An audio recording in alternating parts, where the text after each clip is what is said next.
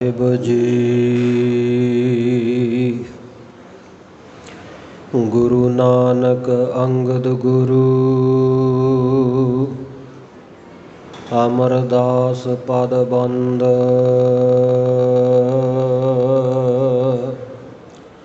ਰਾਮਦਾਸ ਅਰਜਨ ਗੁਰੂ, ਬਰ ਸ੍ਰੀ ਹਰਗੋਬਿੰਦ। ਹਰਿ ਰਾਇ ਹਰਿ ਕ੍ਰਿਸ਼ਨ ਗੁਰ, ਤੇਗ ਬਹਾਦਰ ਚੰਦ। ਦਸਵੇਂ ਗੋਬਿੰਦ ਸਿੰਘ ਗੁਰ, ਨਮੋ ਚਰਨ ਅਰਬਿੰਦ। ਜਿਸ ਮਹਿ ਅੰਮ੍ਰਿਤ ਗਿਆਨ ਹੈ, ਮਾਣਕ ਭਗਤ ਵੈਰਾਗ। ਸ੍ਰੀ ਗੁਰੂ ਗ੍ਰੰਥ ਸਾਹਿਬ ਉਦਦ, ਬੰਦੋਂ ਕਰ ਅਨੁਰਾਗ। ਸ੍ਰੀ ਗੁਰ ਸ਼ਬਦ ਕਮਾਏ ਜਿਨ, ਜੀਤੇ ਪੰਚ ਵਿਕਾਰ। ਤਿਨ ਸੰਤਨ ਕੋ ਬੰਦਨਾ, ਸਿਰ ਚਰਨਨ ਪਰ ਧਾਰ। ਕਹਾ ਬੁੱਧ ਪ੍ਰਭ ਤੁਛ ਹਮਾਰੀ, ਵਰਨ ਸਕਹਿ ਮਹਿਮਾ ਜੋ ਤਿਹਾਰੀ। ਹਮ ਨਾ ਸਕਤ ਕਰ ਸਿਫਤ ਤੁਮਹਾਰੀ, ਆਪ ਲਿਹੋ ਤੁਮ ਕਥਾ ਸੁਧਾਰੀ। ਸੋ ਕਹੋ ਟਲ ਗੁਰ ਸੇਵੀਐ, ਅਹਨਿਸ ਸਹਿਜ ਸੁਭਾਈ। ਦਰਸ਼ਨ ਪਰਸੈ ਗੁਰੂ ਕੈ, ਜਨਮ ਮਰਨ ਦੁਖ ਜਾਈ।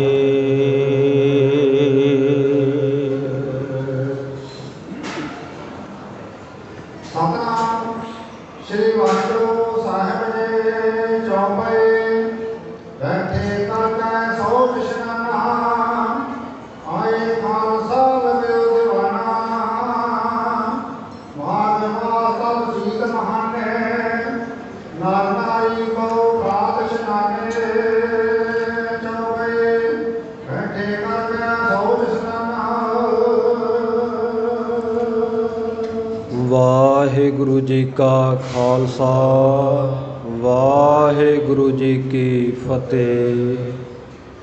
ਪਰਮ ਸਤਿਕਾਰਯੋਗ, ਜੁਗੋ ਜੁਗ ਅਟਲ, ਗੁਰਤਾ ਗੱਦੀ ਤੇ ਸ਼ੁਭਾਏਮਾਨ ਦਸਾਂ ਪਾਤਸ਼ਾਹੀਆਂ ਦੀ ਆਤਮਿਕ ਜੋਤ, ਬਾਣੀ ਗੁਰੂ, ਸ਼ਬਦ ਗੁਰੂ, ਹਾਜ਼ਰਾ ਹਜ਼ੂਰ, ਜਾਹਰਾ ਜਹੂਰ, ਸਰਬ ਕਲਾ ਭਰਪੂਰ, ਪ੍ਰਤੱਖ ਸਤਿਗੁਰੂ ਸਾਹਿਬ ਸ੍ਰੀ ਗੁਰੂ ਗ੍ਰੰਥ ਸਾਹਿਬ ਮਹਾਰਾਜ ਸੱਚੇ ਪਾਤਸ਼ਾਹ ਜੀ ਦੀ ਪਾਵਨ ਪਵਿੱਤਰ ਹਜ਼ੂਰੀ ਅੰਦਰ ਬੜੇ ਹੀ ਪਿਆਰ, ਅਦਬ, ਸਤਿਕਾਰ, ਸ਼ਰਧਾ ਭਾਵਨਾ ਦੇ ਸਹਿਤ ਜੁੜ ਬੈਠੀ ਗੁਰੂ ਪਿਆਰੀ ਸਾਧ ਸੰਗਤ ਜੀਓ। ਸਤਿਗੁਰਾਂ ਨੇ ਮਹਾਨ ਕਿਰਪਾ ਰਹਿਮਤ ਬਖਸ਼ਿਸ਼ ਕੀਤੀ ਹੈ। ਸਾਹਿਬ ਜੀ ਦੀ ਬਖਸ਼ਿਸ਼ ਦਾ ਸਦਕਾ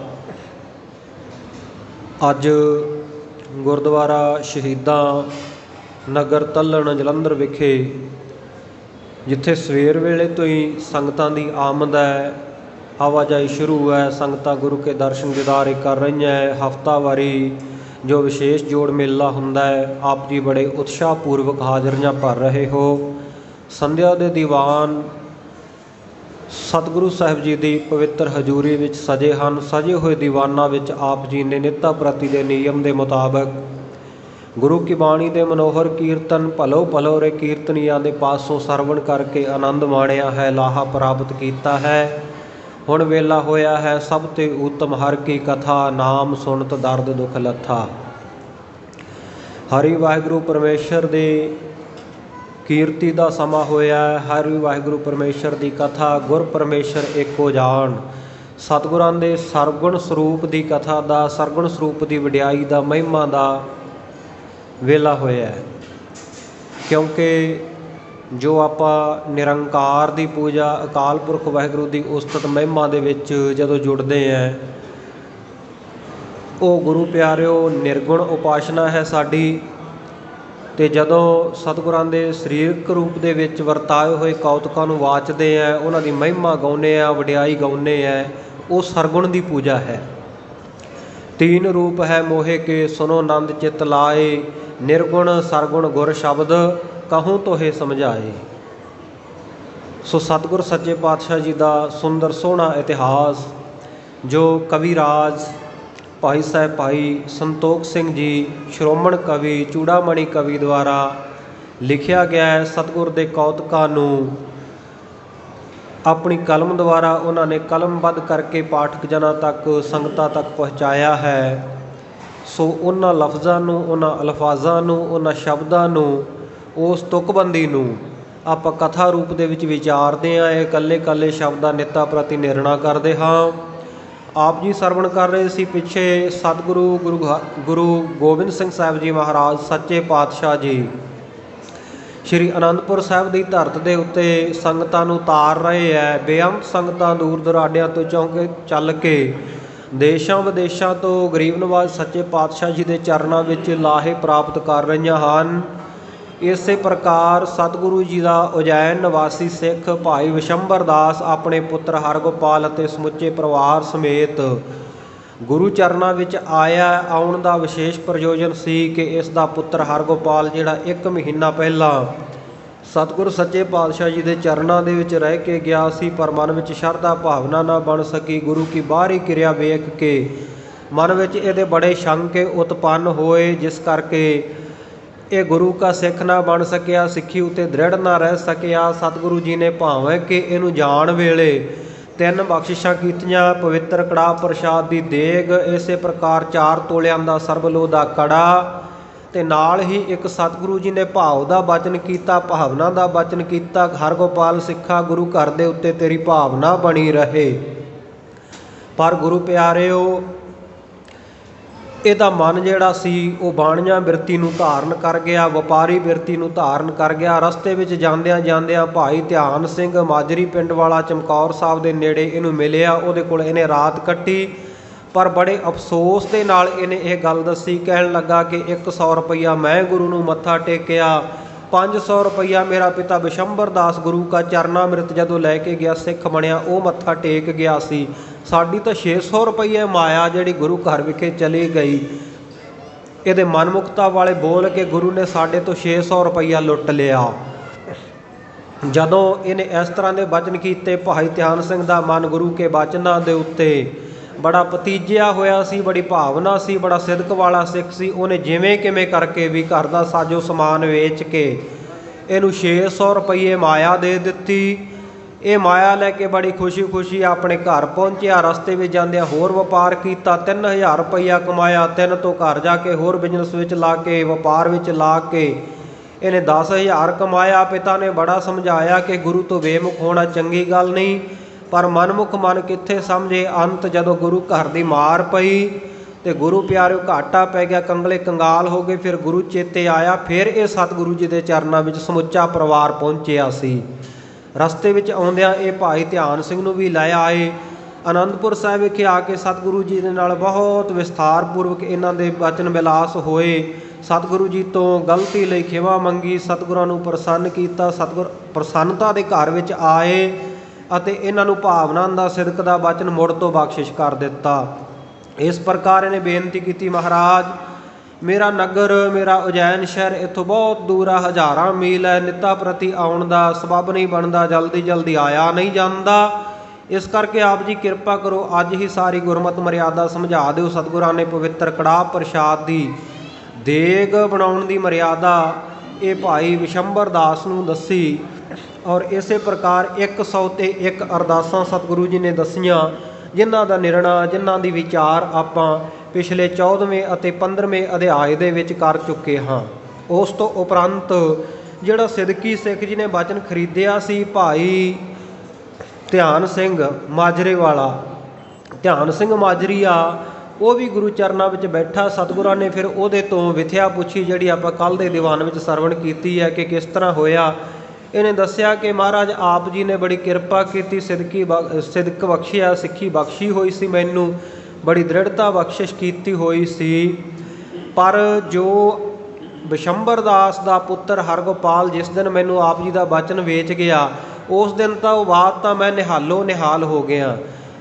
ਜਿਸ ਦਿਨ ਮੈਨੂੰ ਇਹ ਬਚਨ ਵੇਚ ਕੇ ਗਿਆ, ਉਸ ਤੋਂ ਹਫ਼ਤਾ ਬਾਅਦ ਮੈਂ ਆਪਣੇ ਖੇਤ ਵਿੱਚ ਜਾ ਕੇ ਜਦੋਂ ਹਲ ਜੋਤਿਆ, ਹਲ ਜੋੜਿਆ, ਹਲ ਵਾਹੁਣ ਲੱਗਾ ਤਾਂ ਹਲਾਂ ਦੇ ਨਾਲ ਇੱਕ ਘੜਾ ਟਕਰਾਇਆ, ਜਿਹਦੇ ਵਿੱਚ ਹਜ਼ਾਰਾਂ ਸੋਨੇ ਦੀਆਂ ਮੋਹਰਾਂ ਸਨ। ਮਹਾਰਾਜ ਸੱਚੇ ਪਾਤਸ਼ਾਹ ਜੀ ਉਹ ਮੈਂ ਕੱਢ ਲਿਆ ਅਤੇ ਇਸ ਪ੍ਰਕਾਰ ਉਹਦੇ ਵਿੱਚੋਂ ਦਸਵੰਧ ਗਿਣ ਕੇ ਜੋ 10ਵਾਂ ਹਿੱਸਾ ਬਣਦਾ ਸੀ ਆਪ ਜੀ ਦੇ ਚਰਨਾਂ ਵਿੱਚ ਲਿਆ ਰੱਖਿਆ। ਅਤੇ ਮਹਾਰਾਜ ਆਪ ਜੀ ਨੂੰ ਪੁੱਛਿਆ ਸੀ, ਮੈਂ ਪਹਿਲਾਂ ਵੀ ਦਰਸ਼ਨ ਕਰ ਗਿਆ ਸਾਂ, ਮੱਥਾ ਟੇਕ ਗਿਆ ਸੀ ਆਪ ਜੀ ਦੇ ਚਰਨਾਂ ਵਿੱਚ, ਕਿ ਮਹਾਰਾਜ ਮੈਂ ਇਸ ਧਨ ਦਾ ਕੀ ਕਰਾਂ, ਇਹ ਤਾਂ ਹੈ ਹੀ ਆਪ ਦੀ ਅਮਾਨਤ, ਆਪ ਜੀ ਨੇ ਬਖਸ਼ਿਆ, ਇਹਨੂੰ ਸਾਰਾ ਗੁਰੂ ਘਰ ਵਿਖੇ ਛੱਡ ਦੇਵਾਂ ਜਾਂ ਕਿੱਥੇ ਰੱਖ ਦੇਵਾਂ ਜਾਂ ਕਿਵੇਂ ਖਰਚ ਕਰਾਂ।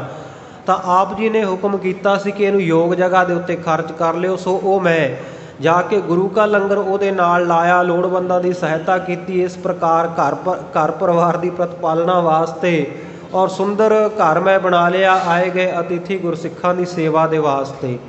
ਸੋ ਮਹਾਰਾਜ ਸੱਚੇ ਪਾਤਸ਼ਾਹ ਮੈਂ ਉਹ ਧਨ ਖਰਚ ਕਰ ਦਿੱਤਾ ਸੀ। ਮਹਾਰਾਜ ਕਹਿੰਦੇ, ਗੁਰੂ ਕੇ ਸਿੱਖਾ, ਤੇਰੀ ਗੁਰੂ ਨਾਨਕ ਦੇ ਘਰ ਦੇ ਉੱਤੇ ਬੜੀ ਸ਼ਰਧਾ, ਅਸੀਂ ਬੜੇ ਪ੍ਰਸੰਨ ਹਾਂ, ਅਤੇ ਤੂੰ ਜੋ ਕੁਝ ਹੋਰ ਮੰਗਣਾ ਚਾਹੁੰਦਾ ਮੰਗ ਲਾ। ਤਾਂ ਗੁਰੂ ਕੇ ਸਿੱਖ ਨੇ ਬੇਨਤੀ ਕੀਤੀ, ਮਹਾਰਾਜ ਸੱਚੇ ਪਾਤਸ਼ਾਹ ਜੀ ਧਨ ਮਿਲ ਗਿਆ ਇਹ ਤਾਂ ਚਲੋ ਠੀਕ ਹੈ, ਪਰ ਮੈਨੂੰ ਬਹੁਤ ਖੁਸ਼ੀ ਇਸ ਗੱਲ ਦੀ ਹੋਈ ਹੈ ਕਿ ਭਾਈ ਹਰਗੋਪਾਲ ਜਿਹੜਾ ਆਪ ਜੀ ਦੇ ਬਚਨ ਤੋਂ ਬੇਮੁਖ ਹੋ ਗਿਆ ਸੀ, ਆਪ ਜੀ ਦੇ ਚਰਨਾਂ ਵਿੱਚ ਦੁਬਾਰਾ ਆ ਕੇ ਜੁੜ ਗਿਆ ਹੈ।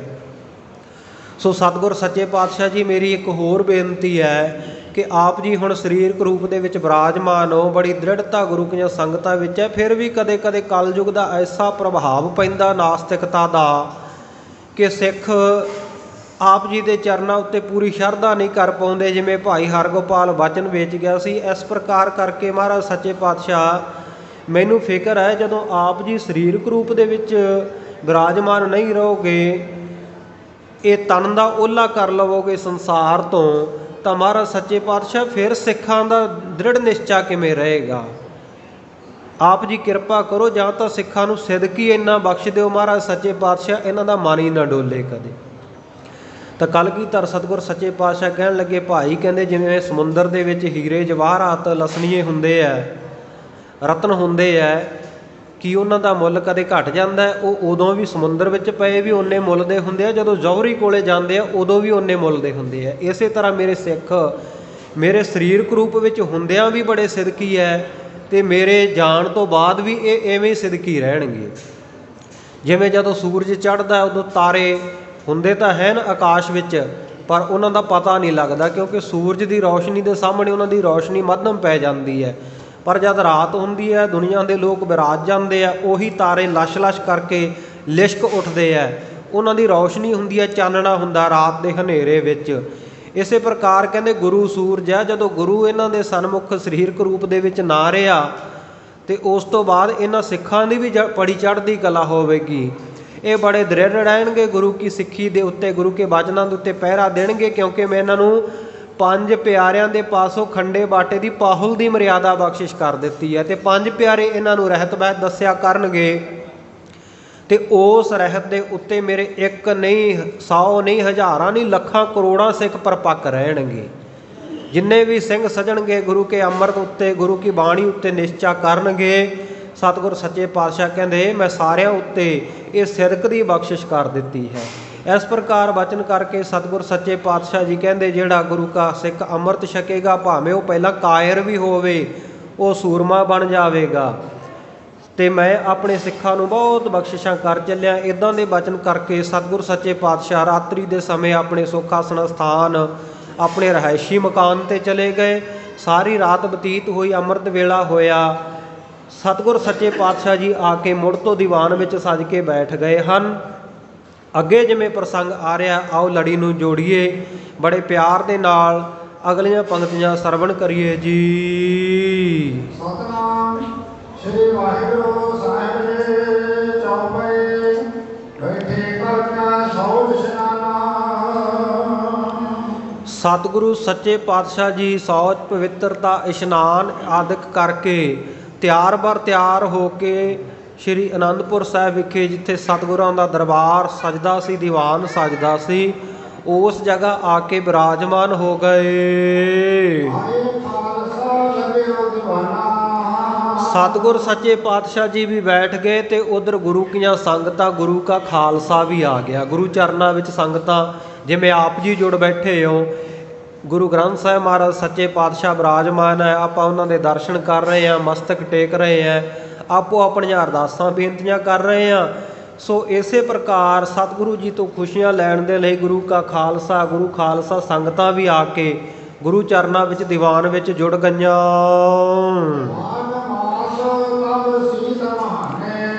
ਤੇ ਉਸ ਵੇਲੇ ਕਵੀ ਜੀ ਕਹਿੰਦੇ ਸੀਤ ਮਹਾਨੇ, ਬਹੁਤ ਸਰਦੀ ਦਾ ਮੌਸਮ ਸੀ ਤੇ ਮਾਘ ਮਹੀਨਾ ਚੜ੍ਹਿਆ ਸੀ।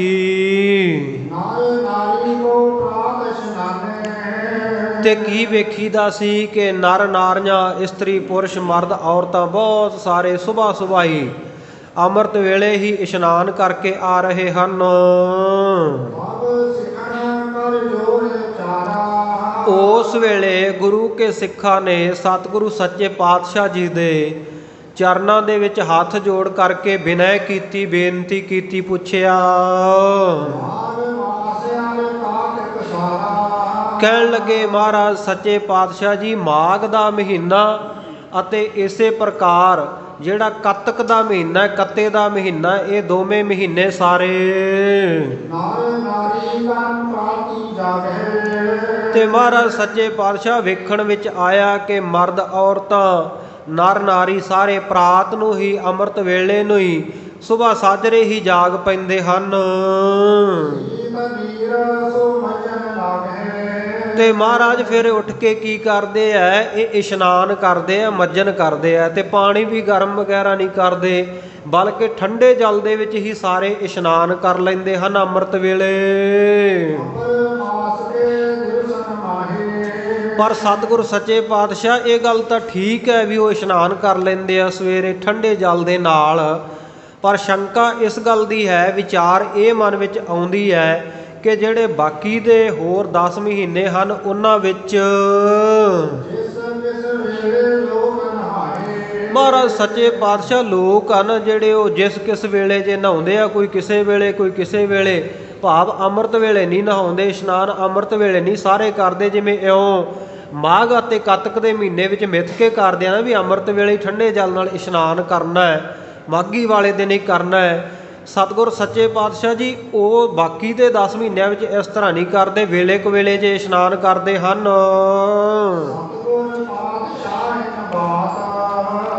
ਮਹਾਰਾਜ ਸਤਿਗੁਰ ਸੱਚੇ ਪਾਤਸ਼ਾਹ ਇਹਨਾਂ ਬਾਤਾਂ ਨੂੰ, ਇਹਨਾਂ ਗੱਲਾਂ ਨੂੰ ਵੇਖ ਕੇ ਮਨ ਵਿੱਚ ਵਿਚਾਰ ਆਇਆ ਹੈ, ਮਹਾਰਾਜ ਇਹ ਕੈਸੀ ਬਾਤ ਹੈ, ਇਹ ਕਿਹੋ ਜਿਹੀ ਗੱਲ ਹੈ, ਇਹ ਕਿਹੋ ਜਿਹੀ ਵਿਚਾਰ ਹੈ ਲੋਕਾਂ ਦੇ ਮਨ ਦੇ ਵਿੱਚ। ਮਹਾਰਾਜ ਸੱਚੇ ਪਾਤਸ਼ਾਹ ਕਿਵੇਂ ਇਹਨੂੰ ਆਪ ਜੀ ਵਰਣਨ ਕਰੋਗੇ, ਇਹ ਕਿਵੇਂ ਆਪ ਜੀ ਇਹਨੂੰ ਕਿਸ ਤਰੀਕੇ ਨਾਲ ਦੇਖਦੇ ਹੋ ਇਹ ਸਾਰੇ ਵਰਤਾਰੇ ਨੂੰ? ਇਸ ਪ੍ਰਕਾਰ ਗੁਰੂ ਕੀਆਂ ਸੰਗਤਾਂ ਦੇ, ਸਿੱਖਾਂ ਦੇ ਸੰਸ਼ੇ ਵਾਲੇ, ਸ਼ੰਕਾ ਵਾਲੇ ਬਚਨਾਂ ਨੂੰ ਸੁਣ ਕਰਕੇ ਸ਼ੋਭਾਏਮਾਨ ਪਵਿੱਤਰ ਮੁਖਾਰ ਬਿੰਦ ਤੋਂ ਸਤਿਗੁਰ ਸੱਚੇ ਪਾਤਸ਼ਾਹ ਜੀ ਨੇ ਉਸ ਵੇਲੇ ਜਿਹੜੇ ਸੁੱਖਾਂ ਦੇ ਘਰ ਸਤਿਗੁਰੂ ਜੀ ਹਨ ਕਹਿਣ ਲੱਗੇ, ਕਹਿਣ ਲੱਗੇ ਸੁਣੋ ਮੇਰੇ ਸਿੱਖ ਭਰਾਵੋ, ਇਹ ਜਿਹੜਾ ਨਾ ਸਾਰਾ ਸੰਸਾਰ ਹੈ, ਇਹ ਸਾਰਾ ਜਗਤ ਹੈ, ਇੱਕ ਤਮਾਸ਼ੇ ਦੀ ਨਿਆਈ ਹੈ। ਮਹਾਰਾਜ ਕਹਿੰਦੇ ਇਹਦੀ ਗਤ, ਇਹਦੀ ਚਾਲ ਤੇ ਇਹਦੇ ਬਾਰੇ ਮੈਂ ਕਿਵੇਂ ਵਰਣਨ ਕਰਾਂ, ਇਹਦੀ ਅਸੀਂ ਦੱਸਦੇ ਹਾਂ ਗਤੀ ਨੂੰ ਕਿ ਕਿਵੇਂ ਸੰਸਾਰ ਦੇ ਲੋਕ ਇਸ ਸੰਸਾਰ ਦੇ ਵਿੱਚ ਜਗਤ ਤਮਾਸ਼ੇ ਦੇ ਵਿੱਚ ਵਿਚਰ ਰਹੇ ਹਨ।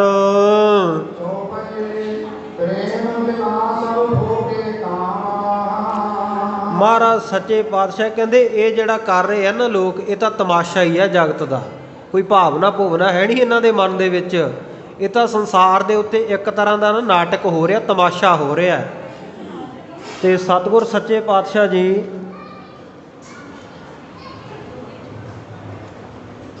ਕਹਿਣ ਲੱਗੇ ਇਹ ਪੰਕਤੀਆਂ ਵੀ ਹੈਗੀਆਂ ਨਾਲ, ਇਹ ਸਾਰੀਆਂ ਨਾਲ ਹੀ ਹੈ, ਇਹ ਪੜ੍ਹਨੀਆਂ। ਹਾਂਜੀ, ਇੱਥੋਂ ਸਤਿਗੁਰ ਸੱਚੇ ਪਾਤਸ਼ਾਹ ਜੀ ਕਹਿਣ ਲੱਗੇ ਉਸ ਵੇਲੇ, ਮਤਲਬ ਕੀਤਿਆ ਪ੍ਰੀਤ ਚਿਰ ਨਹੀਂ ਠਹਿਰਦੇ। ਸਤਿਗੁਰ ਸੱਚੇ ਪਾਤਸ਼ਾਹ ਕਹਿੰਦੇ ਮਤਲਬ ਕੀ ਕਿਆ ਪ੍ਰੀਤ, ਕਹਿੰਦੇ ਮਤਲਬ ਦੀ ਕਾਹਦੀ ਪ੍ਰੀਤੀ ਹੁੰਦੀ ਹੈ?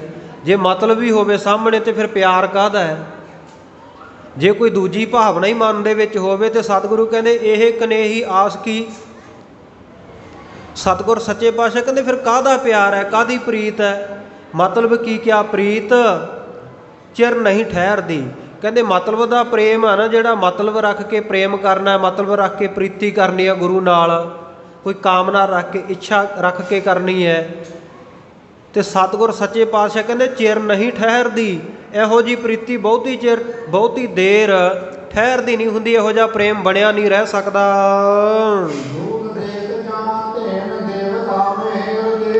ਫਿਰ ਸਤਿਗੁਰੂ ਜੀ ਉਦਾਹਰਨ ਦਿੰਦੇ ਹੈ, ਕਹਿੰਦੇ ਸੰਸਾਰ ਦੇ ਲੋਕਾਂ ਦਾ ਜਿਹੜਾ ਪ੍ਰੇਮ ਆ ਨਾ, ਇਹ ਦਿਖਾਵੇ ਦਾ ਹੀ ਹੈ, ਮਤਲਬ ਦੀ ਪ੍ਰੀਤੀ ਹੈ।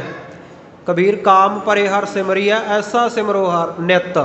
ਕਹਿੰਦੇ ਇਹ ਕੰਮ ਪਏ ਤੋਂ ਜਦੋਂ ਇਹਨਾਂ ਨੂੰ ਕੋਈ ਕਾਮਨਾ ਹੁੰਦੀ ਹੈ, ਜਦੋਂ ਕੁਝ ਚਾਹੁੰਦੇ ਹੁੰਦੇ ਆ ਨਾ, ਉਦੋਂ ਰੱਬ ਦੇ ਨਾਲ ਪ੍ਰੇਮ ਕਰਦੇ ਆ। ਕਹਿੰਦੇ ਆ ਜਿਹੜਾ ਇਸ਼ਨਾਨ ਦੀ ਗੱਲ ਤੁਸੀਂ ਕੀਤੀ ਹੈ ਵੀ ਮਾਘ ਦੇ ਮਹੀਨੇ ਵਿੱਚ ਤੇ ਕੱਤਕ ਦੇ ਮਹੀਨੇ ਵਿੱਚ ਕਰਦੇ ਹੈ, ਸਤਿਗੁਰ ਸੱਚੇ ਪਾਤਸ਼ਾਹ ਕਹਿੰਦੇ ਇਹ ਇਸ ਕਰਕੇ ਕਰਦੇ ਆ ਵੀ ਇਹਨਾਂ ਨੂੰ ਦੱਸਿਆ ਗਿਆ ਕਿ ਮਾਘ ਦੇ ਮਹੀਨੇ ਤੇ ਕੱਤਕ ਦੇ ਮਹੀਨੇ ਅੰਮ੍ਰਿਤ ਵੇਲੇ ਠੰਡੇ ਜਲ ਨਾਲ ਜੇ ਇਸ਼ਨਾਨ ਕਰੋ ਨਾ ਤੇ ਉਹਦਾ ਬਹੁਤਾ ਮਹਾਤਮ ਪ੍ਰਾਪਤ ਹੁੰਦਾ ਹੈ। ਤੇ ਦੁਨੀਆ ਦੇ ਲੋਕ ਆਪੋ ਆਪਣੇ ਕੰਮਾਂ ਦੇ ਨਾਲ ਜੁੜੇ ਹੋਏ ਆ, ਕੋਈ ਅਰਦਾਸ ਕਰਕੇ ਤੇ ਕੋਈ ਕਿਸੇ ਪ੍ਰਕਾਰ ਦੀ ਅਰਦਾਸ ਕਰਕੇ ਇਸ਼ਨਾਨ ਕਰਦਾ। ਇਹਨਾਂ ਦੀ ਮਤਲਬ ਦੀ ਪ੍ਰੀਤੀ ਹੈ। ਇਹ ਸੰਸਾਰ ਦੇ ਵਿੱਚ ਇੱਕ ਪ੍ਰਕਾਰ ਦਾ ਸਤਿਗੁਰ ਸੱਚੇ ਪਾਤਸ਼ਾਹ ਜੀ ਕਹਿੰਦੇ ਤਮਾਸ਼ਾ ਹੋ ਰਿਹਾ, ਪਰ ਮਤਲਬ ਕੀ ਕਿਆ ਪ੍ਰੀਤ ਚਿਰ ਨਹੀਂ ਠਹਿਰਦੀ। ਮਤਲਬ ਦਾ ਕਾਹਦਾ ਪਿਆਰ ਹੈ, ਮਤਲਬ ਦੀ ਕਾਹਦੀ ਪ੍ਰੀਤੀ, ਇਹ ਬਹੁਤੀ ਚਿਰ ਟਿਕਦੀ ਨਹੀਂ, ਬਹੁਤੀ ਦੇਰ ਰੁਕਦੀ ਨਹੀਂ, ਠਹਿਰਦੀ ਨਹੀਂ ਹੁੰਦੀ, ਪ੍ਰੇਮ ਬਣਿਆ ਨਹੀਂ ਰਹਿੰਦਾ। ਉਦਾਹਰਨ ਦਿੰਦੇ ਨੇ ਕਿ ਦੂਧ ਦੇਤ ਜਾ ਧੇਨ ਦੇਵਤਾ ਮਿਹਰ ਦੀ। ਕਹਿੰਦੇ ਜਦੋਂ ਤੱਕ ਧੇਨ ਨਾਮ ਹੈ ਗਊ ਦਾ, ਗਊ ਨਾ ਘਰ ਵਿੱਚ ਰੱਖਿਆ ਜਾਂਦਾ, ਦੁਧਾਰੂ ਪਸ਼ੂ ਆਮ ਹੀ ਪਿੰਡਾਂ ਦੇ ਵਿੱਚ ਆਪਣੇ ਰੱਖਦੇ ਆ, ਪਹਿਲਾਂ ਬਹੁਤੇ ਰੱਖਦੇ ਹੁੰਦੇ ਸਨ, ਪਰ ਹੁਣ ਅੱਜ ਕੱਲ੍ਹ ਥੋੜ੍ਹਾ ਜਿਹਾ ਸਮਾਂ ਬਦਲ ਗਿਆ, ਨਾ ਤਾਂ ਕੋਈ ਇੰਨੀ ਮਿਹਨਤ ਮੁਸ਼ੱਕਤ ਕਰਕੇ ਰਾਜੀ ਆ, ਪਰ ਜਿਹੜੇ ਕਰਦੇ ਆ ਉਹ ਬਹੁਤ ਡੰਗਰ ਵੀ ਰੱਖਦੇ ਆ, ਪਸ਼ੂਆਂ ਨੂੰ ਸਾਂਭਦੇ ਆ। ਤੇ ਸਤਿਗੁਰ ਸੱਚੇ ਪਾਤਸ਼ਾਹ ਜੀ ਕਹਿੰਦੇ ਜਿਵੇਂ ਕਹਿੰਦੇ ਦੁੱਧ ਦਿੰਦੀ ਆ ਨਾ ਜਿਹੜੀ ਗਊ, ਜਿੰਨਾ ਚਿਰ ਤਾਂ ਉਹ ਗਊ ਦੇਵੇ ਦੁੱਧ, ਉਸ ਵੇਲੇ ਤੱਕ ਦੁਨੀਆ ਦੇ ਲੋਕ ਕਹਿੰਦੇ ਦੇਵਤਾ ਇਹ ਗਊ ਮਾਤਾ ਹੈ, ਉਹਦੀ ਦੇਵਤਿਆਂ ਵਿੱਚ ਗਿਣਤੀ ਕਰਦੇ ਆ। ਤੇ ਦੇਵਤਾ ਮਿਹਰ ਦੀ, ਕਹਿੰਦੇ ਇਹ ਤਾਂ ਬੜੀ ਮਿਹਰ ਕਰਨ ਵਾਲੀ ਹੈ, ਕਿਉਂਕਿ ਉਹਨਾਂ ਨੂੰ ਮਤਲਬ ਆ ਉਹਦੇ ਤੋਂ ਦੁੱਧ ਲੈਣਾ ਹੈ। ਪਰ ਜਿਸ ਵੇਲੇ ਉਹ ਗਊ ਦੁੱਧ ਦੇਣੋਂ ਹਟ ਜਾਏ ਤੇ ਫਿਰ ਸਤਿਗੁਰ ਸੱਚੇ ਪਾਤਸ਼ਾਹ ਵਾਰਾ ਮਾਹਾਂ ਵਿੱਚ ਵੀ ਕਹਿੰਦੇ ਆ ਨਾ, ਧੇਨ ਦੁੱਧ ਹੈ ਤੇ ਬਾਹਰੀ ਕਿਤਾ ਨਾ ਆਵੇ ਕਾਮ। ਜਿਹੜੀ ਦੁੱਧ ਦੇਣ ਤੋਂ ਬਾਹਰੀ ਭਾਵ ਦੁੱਧ ਦੇਣੋਂ ਹਟ ਜਾਵੇ ਫਿਰ ਉਹ ਕਿਸ ਕੰਮ ਆਉਂਦੀ ਹੈ? ਲੋਕ ਮਾਰ ਕੇ ਡੰਡਾ ਉਹ ਖੋਲ੍ਹ ਕੇ ਰੱਸਾ ਸੰਗਲ ਉਹਨੂੰ ਛੱਡ ਆਉਂਦੇ ਆ। ਤੇ ਸਤਿਗੁਰ ਸੱਚੇ ਪਾਤਸ਼ਾਹ ਕਹਿੰਦੇ ਲੋਕ ਜੁੜੇ ਹੋਏ ਆ ਆਪਣੇ ਮਤਲਬ ਨਾਲ। ਜਦੋਂ ਤੱਕ ਗਊ ਦੁੱਧ ਦਿੰਦੀ ਹੈ ਉਹਨਾਂ ਵਾਸਤੇ ਦੇਵਤਿਆਂ ਸਮਾਨ ਹੈ, ਪੂਜਣ ਯੋਗ ਹੈ। ਤੇ ਕਹਿੰਦੇ ਆ ਇਹ ਬੜੀ ਮਿਹਰ ਦੀ ਨਿਗਾਹ ਕਰਦੀ ਆ, ਸਾਡੇ ਤੇ ਬੜੀਆਂ ਮਿਹਰਾਂ ਹਨ।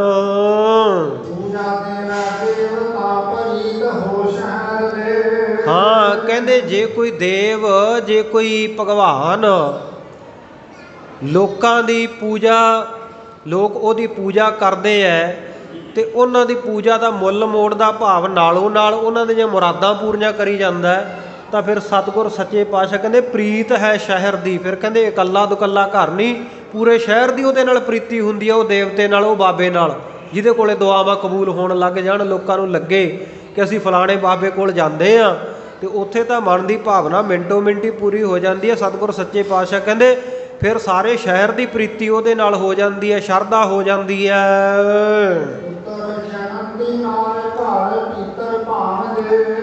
ਹਾਂਜੀ, ਕਹਿੰਦੇ ਜਦੋਂ ਨਾਰੀ ਇਸਤਰੀ ਘਰ ਦੇ ਵਿੱਚ ਪੁੱਤਰਾਂ ਨੂੰ ਜਨਮ ਦਿੰਦੀ ਹੈ ਨਾ ਤਾਂ ਸਾਰੇ ਟੱਬਰ ਨੂੰ ਬਹੁਤ ਚੰਗੀ ਲੱਗਦੀ ਹੈ। ਸਾਰਾ ਟੱਬਰ ਕਹਿੰਦਾ ਬੜੀ ਭਾਗਾਂ ਵਾਲੀ ਆਈ ਹੈ ਸਾਡੇ ਘਰ ਦੇ ਵਿੱਚ, ਇਹ ਪੁੱਤਰਾਂ ਨੂੰ ਜਨਮ ਦਿੰਦੀ ਹੈ। ਤੇ ਉਹੀ ਬੀਬੀ ਜੇਕਰ ਕੁਦਰਤ ਦਾ ਵਰਤਾਰਾ ਐਸਾ ਵਰਤੇ ਕਿ ਉਹਦੇ ਘਰ ਲੜਕਾ ਨਾ ਹੋਵੇ, ਪੁੱਤਰ ਨਾ ਹੋਵੇ, ਲੜਕੀਆਂ ਨੂੰ ਜਨਮ ਦੇਵੇ, ਧੀਆਂ ਨੂੰ ਜਨਮ ਦੇਵੇ, ਤੇ ਫਿਰ ਕਹਿੰਦੇ ਤਾਂ ਪੱਥਰ ਸੁੱਟਦੀ ਹੈ। ਸੋ ਦੁਨੀਆ ਦੇ ਲੋਕ ਸਤਿਗੁਰ ਸੱਚੇ ਪਾਤਸ਼ਾਹ ਕਹਿੰਦੇ ਆਪਣੇ ਮਤਲਬ ਨਾਲ ਜੁੜੇ ਹੋਏ ਆ, ਕਿਉਂਕਿ ਪੁੱਤਰ ਤੱਕ ਬਹੁਤਾ ਮਤਲਬ ਰੱਖਦੇ ਆ। ਕਹਿੰਦੇ ਪੁੱਤਰਾਂ ਦੇ ਨਾਲ ਕੁਲ ਚੱਲਦੀ ਹੈ। ਗੁਰਮੁਖ ਪਿਆਰਿਓ, ਕੁਲ ਤਾਂ ਧੀਆਂ ਦੇ ਨਾਲ ਵੀ ਚੱਲਦੀ ਹੈ, ਪਰ ਸਾਡੀ ਜਿਹੜੀ ਸਮਾਜਿਕ ਸੋਚਣੀ ਇਸ ਤਰ੍ਹਾਂ ਦੀ ਹੋ ਗਈ ਕਿ ਸਿਰਫ ਪੁੱਤਰਾਂ ਦੇ ਨਾਲ ਕੁਲ ਚੱਲਦੀ ਹੈ। ਪਰ ਸਤਿਗੁਰ ਸੱਚੇ ਪਾਤਸ਼ਾਹ ਦੇ ਘਰ ਦੇ ਵਿੱਚ ਧੀਆਂ ਨੂੰ, ਪੁੱਤਰਾਂ ਨੂੰ, ਸਭ ਨੂੰ ਬਰਾਬਰਤਾ ਹੈ। ਇੱਥੇ ਜੇ ਗੁਰੂ ਕਾ ਸਿੱਖ ਸਿੰਘ, ਗੁਰੂ ਕਾ ਪੁੱਤਰ ਅੰਮ੍ਰਿਤ ਛਕ ਕੇ ਖਾਲਸਾ ਬਣ ਸਕਦਾ ਹੈ, ਤੇ ਗੁਰੂ ਕੀ ਪੁੱਤਰੀ ਵੀ ਅੰਮ੍ਰਿਤ ਛਕ ਕੇ ਉਹੀ 5 ਕਕਾਰ ਧਾਰਨ ਕਰਕੇ ਖਾਲਸਾ ਕਹਾ ਸਕਦੀ ਹੈ। ਜੇ ਗੁਰੂ ਕਾ ਸਿੱਖ ਗੁਰੂ ਕੀ ਬਾਣੀ ਪੜ੍ਹਨ ਦਾ ਹੱਕ ਰੱਖਦਾ ਤੇ ਬੀਬੀ ਨੂੰ ਵੀ ਗੁਰੂ ਕੀ ਬਾਣੀ ਪੜ੍ਹਨ ਦਾ ਹੱਕ ਹੈ। ਗੁਰੂ ਕਾ ਪੁੱਤਰ ਗੁਰੂ ਕੀ ਹਜ਼ੂਰੀ ਵਿੱਚ ਗੁਰੂ ਕਾ ਸਿੰਘ ਆ ਕੇ ਕਥਾ ਕੀਰਤਨ ਸੁਣ ਸਕਦਾ, ਅਖੰਡ ਪਾਠ ਸਾਹਿਬ ਦੀ ਰੌਲ ਲਾ ਸਕਦਾ, ਡਿਊਟੀ ਲਾ ਸਕਦਾ, ਸਹਿਜ ਪਾਠ ਕਰ ਸਕਦਾ, ਤੇ ਬੀਬੀਆਂ ਨੂੰ ਵੀ ਬਰਾਬਰ ਦਾ ਹੱਕ ਹੈ। ਸੋ ਸਤਿਗੁਰ ਸੱਚੇ ਪਾਤਸ਼ਾਹ ਜੀ ਇੱਥੇ ਕਹਿ ਰਹੇ ਨੇ, ਕਹਿੰਦੇ ਜਿਹੜੀ ਬੀਬੀ ਪੁੱਤਰਾਂ ਨੂੰ ਜਨਮ ਦੇਵੇ ਉਹਨੂੰ ਸਾਰਾ ਟੱਬਰ ਕਹਿੰਦਾ ਸਾਡੇ ਘਰ ਬੜੀ ਭਾਗਾਂ ਵਾਲੀ ਆਈ ਹੈ। ਹਾਂਜੀ, ਕਹਿੰਦੇ ਜਿਹੜਾ ਜਜਮਾਨ ਆਪਣੇ ਦਿਜ ਨੂੰ, ਪੰਡਤ ਨੂੰ, ਬ੍ਰਾਹਮਣ ਨੂੰ ਜਿਹੜਾ ਦਾਨ ਦੇਵੇ ਨਾ, ਚੰਗਾ ਚੋਖਾ ਮਾਲ ਦੇਵੇ, ਉਹਨੂੰ ਚੰਗੀ ਉਹਦੀ ਪੂਜਾ ਕਰੇ, ਚੰਗਾ ਸ਼ਕਲ ਨੂੰ ਦੇਵੇ, ਚੰਗੇ ਕੱਪੜੇ ਲੱਤੇ ਦੇਵੇ, ਤੇ ਚੰਗੀ ਭੇਟਾ ਰੱਖੇ ਉਹਦੇ ਅੱਗੇ, ਤੇ ਕਹਿੰਦੇ ਫਿਰ ਉਹ ਜਿਹੜਾ ਜਜਮਾਨ ਆ ਨਾ, ਦਾਨ ਦੇ ਜਜਮਾਨ ਦੇ 'ਚ ਗੱਲ ਕਹਿ ਭਾਗ ਦੀ, ਫਿਰ ਉਹ ਜਜਮਾਨ ਦੀ ਕਹੀ ਹੋਈ ਕੱਲੀ ਕੱਲੀ ਗੱਲ ਉਹਨੂੰ ਚੰਗੀ ਲੱਗਦੀ ਹੈ ਪੰਡਤ ਨੂੰ, ਉਹ ਬ੍ਰਾਹਮਣ ਨੂੰ ਜਿਹੜਾ ਪੂਜਾ ਲੈ ਰਿਹਾ ਉਹ ਤੋਂ। ਜਾਂ ਦੂਜਾ ਅਰਥ ਕਰੀਏ ਕਿ ਦਾਨ ਦੇ ਜਜਮਾਨ ਦੇ 'ਚ ਗੱਲ ਕਹਿ ਭਾਵਦੀ, ਤੇ ਫਿਰ ਜਿਹੜਾ ਦੇਜ ਆ ਨਾ ਉਹ ਵੀ ਉਹਦੀ ਖੁਸ਼ਾਮਦ ਕਰਦਾ ਹੋਇਆ ਪੰਡਤ ਆ ਨਾ, ਜਿਹੜਾ ਦਾਨ ਜਿਹੜਾ ਦੇ ਰਿਹਾ ਉਸ ਦਾਨ ਦੇਣ ਵਾਲੇ ਪ੍ਰਤੀ ਬੜੀਆਂ ਖੁਸ਼ਾਮਦੀ ਗੱਲਾਂ ਕਰਦਾ, ਉਹਨੇ ਮਨ ਭਾਉਂਦੀਆਂ ਗੱਲਾਂ ਕਰਦਾ। ਨਹੀਂ ਤਾਂ ਐਵੇਂ ਕਰੀ ਜਾਊ, ਤੇਰੇ ਤੇ ਰਾਹੂ ਕੇਤੂ ਨਾਰਾਜ਼ ਹੈ, ਤੇਰੇ ਤਾਂ ਗ੍ਰਹਿਆਂ ਦੀ ਚਾਲ ਪੁੱਠੀ ਪਈ ਹੋਈ ਹੈ, ਤੇ ਜਦੋਂ ਚੰਗਾ ਮਾਲ ਪੱਤਾ ਮਿਲਦਾ ਉਸ ਵੇਲੇ ਉਹਦੇ ਮਨ ਭਾਉਂਦੀ ਗੱਲ ਕਰਦਾ ਹੈ।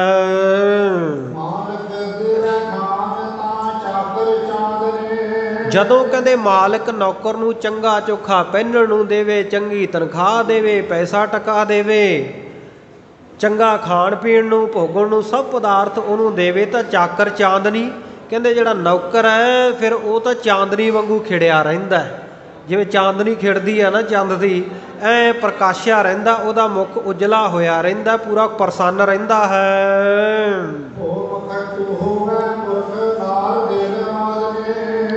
ਕਹਿੰਦੇ ਜੇ ਕੋਈ ਪੁਰਖ, ਜੇ ਕੋਈ ਮਰਦ ਮਖੱਟੂ ਹੋ ਜੇ, ਭਾਵ ਕੰਮਕਾਰ ਤੋਂ ਨਿਕੰਮਾ ਹੋਵੇ, ਕੰਮਕਾਰ ਕਰਦਾ ਕੋਈ ਨਾ ਹੋਵੇ, ਐਵੇਂ ਮੰਜੇ ਤੋੜਦਾ ਹੋਵੇ ਘਰੇ ਬੈਠਾ, ਤੇ ਕਹਿੰਦੇ ਫਿਰ ਉਹ ਜਿਹੜੀ ਇਸਤਰੀ ਆ ਨਾ ਉਹਦੇ ਦਿਲ ਨੂੰ ਉਹ ਚੰਗਾ ਨਹੀਂ ਲੱਗਦਾ, ਉਹਦਾ ਦਿਲ ਉਦਾਸ ਜਿਹਾ ਹੋਇਆ ਰਹਿੰਦਾ, ਕਿਉਂਕਿ ਕੰਮ ਨਹੀਂ ਕਰਦਾ, ਕੰਮ ਨਾਲ ਮਤਲਬ ਹੈ, ਤੇ ਜੇ ਕੰਮ ਨਹੀਂ ਕਰਦਾ ਤਾਂ ਕਹਿੰਦੇ ਫਿਰ ਉਹ ਇਸਤਰੀ ਦਾ ਹਿਰਦਾ ਉਦਾਸ ਰਹਿੰਦਾ ਹੈ।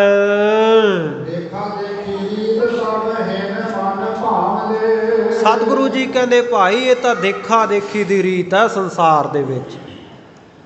ਸਾਰੇ ਸੰਸਾਰ ਦੇ ਵਿੱਚ ਜਿਹੜਾ ਮਨ ਭਾਉਂਦੀਆਂ ਗੱਲਾਂ ਨਾ ਉਹ ਤਾਂ ਦੇਖਾ ਦੇਖੀ ਕਰਕੇ ਲੋਕ ਕਰਦੇ ਆ, ਵੀ ਚਲੋ ਜੇ ਕੱਤਕ ਦੇ ਮਹੀਨੇ ਵਿੱਚ ਬਾਕੀ ਇਸ਼ਨਾਨ ਕਰਦੇ, ਆਪਾਂ ਵੀ ਕਰ ਲੈਂਦੇ ਹਾਂ, ਮਾਘ ਦੇ ਮਹੀਨੇ ਵਿੱਚ ਬਾਕੀ ਸਾਰੇ ਅੰਮ੍ਰਿਤ ਵੇਲੇ ਇਸ਼ਨਾਨ ਕਰਦੇ ਆ, ਤੇ ਆਪਾਂ ਵੀ ਕਰ ਲੈਂਦੇ ਹਾਂ, ਕਿਉਂਕਿ ਦੇਖਾ ਦੇਖੀ ਸੰਸਾਰ ਦੇ ਵਿੱਚ ਗੁਰਮੁਖ ਪਿਆਰਿਓ ਬਹੁਤ ਸਾਰੇ ਕੰਮ ਆ ਨਾ ਜਿਹੜੇ ਉਹ ਅਸੀਂ ਦੇਖਾ ਦੇਖੀ ਕਰਦੇ ਆ, ਭਾਵੇਂ ਕਿ ਸਾਨੂੰ ਉਹਨਾਂ ਦਾ ਮਤਲਬ ਪਤਾ ਹੋਵੇ ਚਾਹੇ ਨਾ ਹੋਵੇ, ਪਰ ਅਸੀਂ ਦੇਖਾ ਦੇਖੀ ਬਹੁਤੇ ਕੰਮ ਕਰਦੇ ਆ।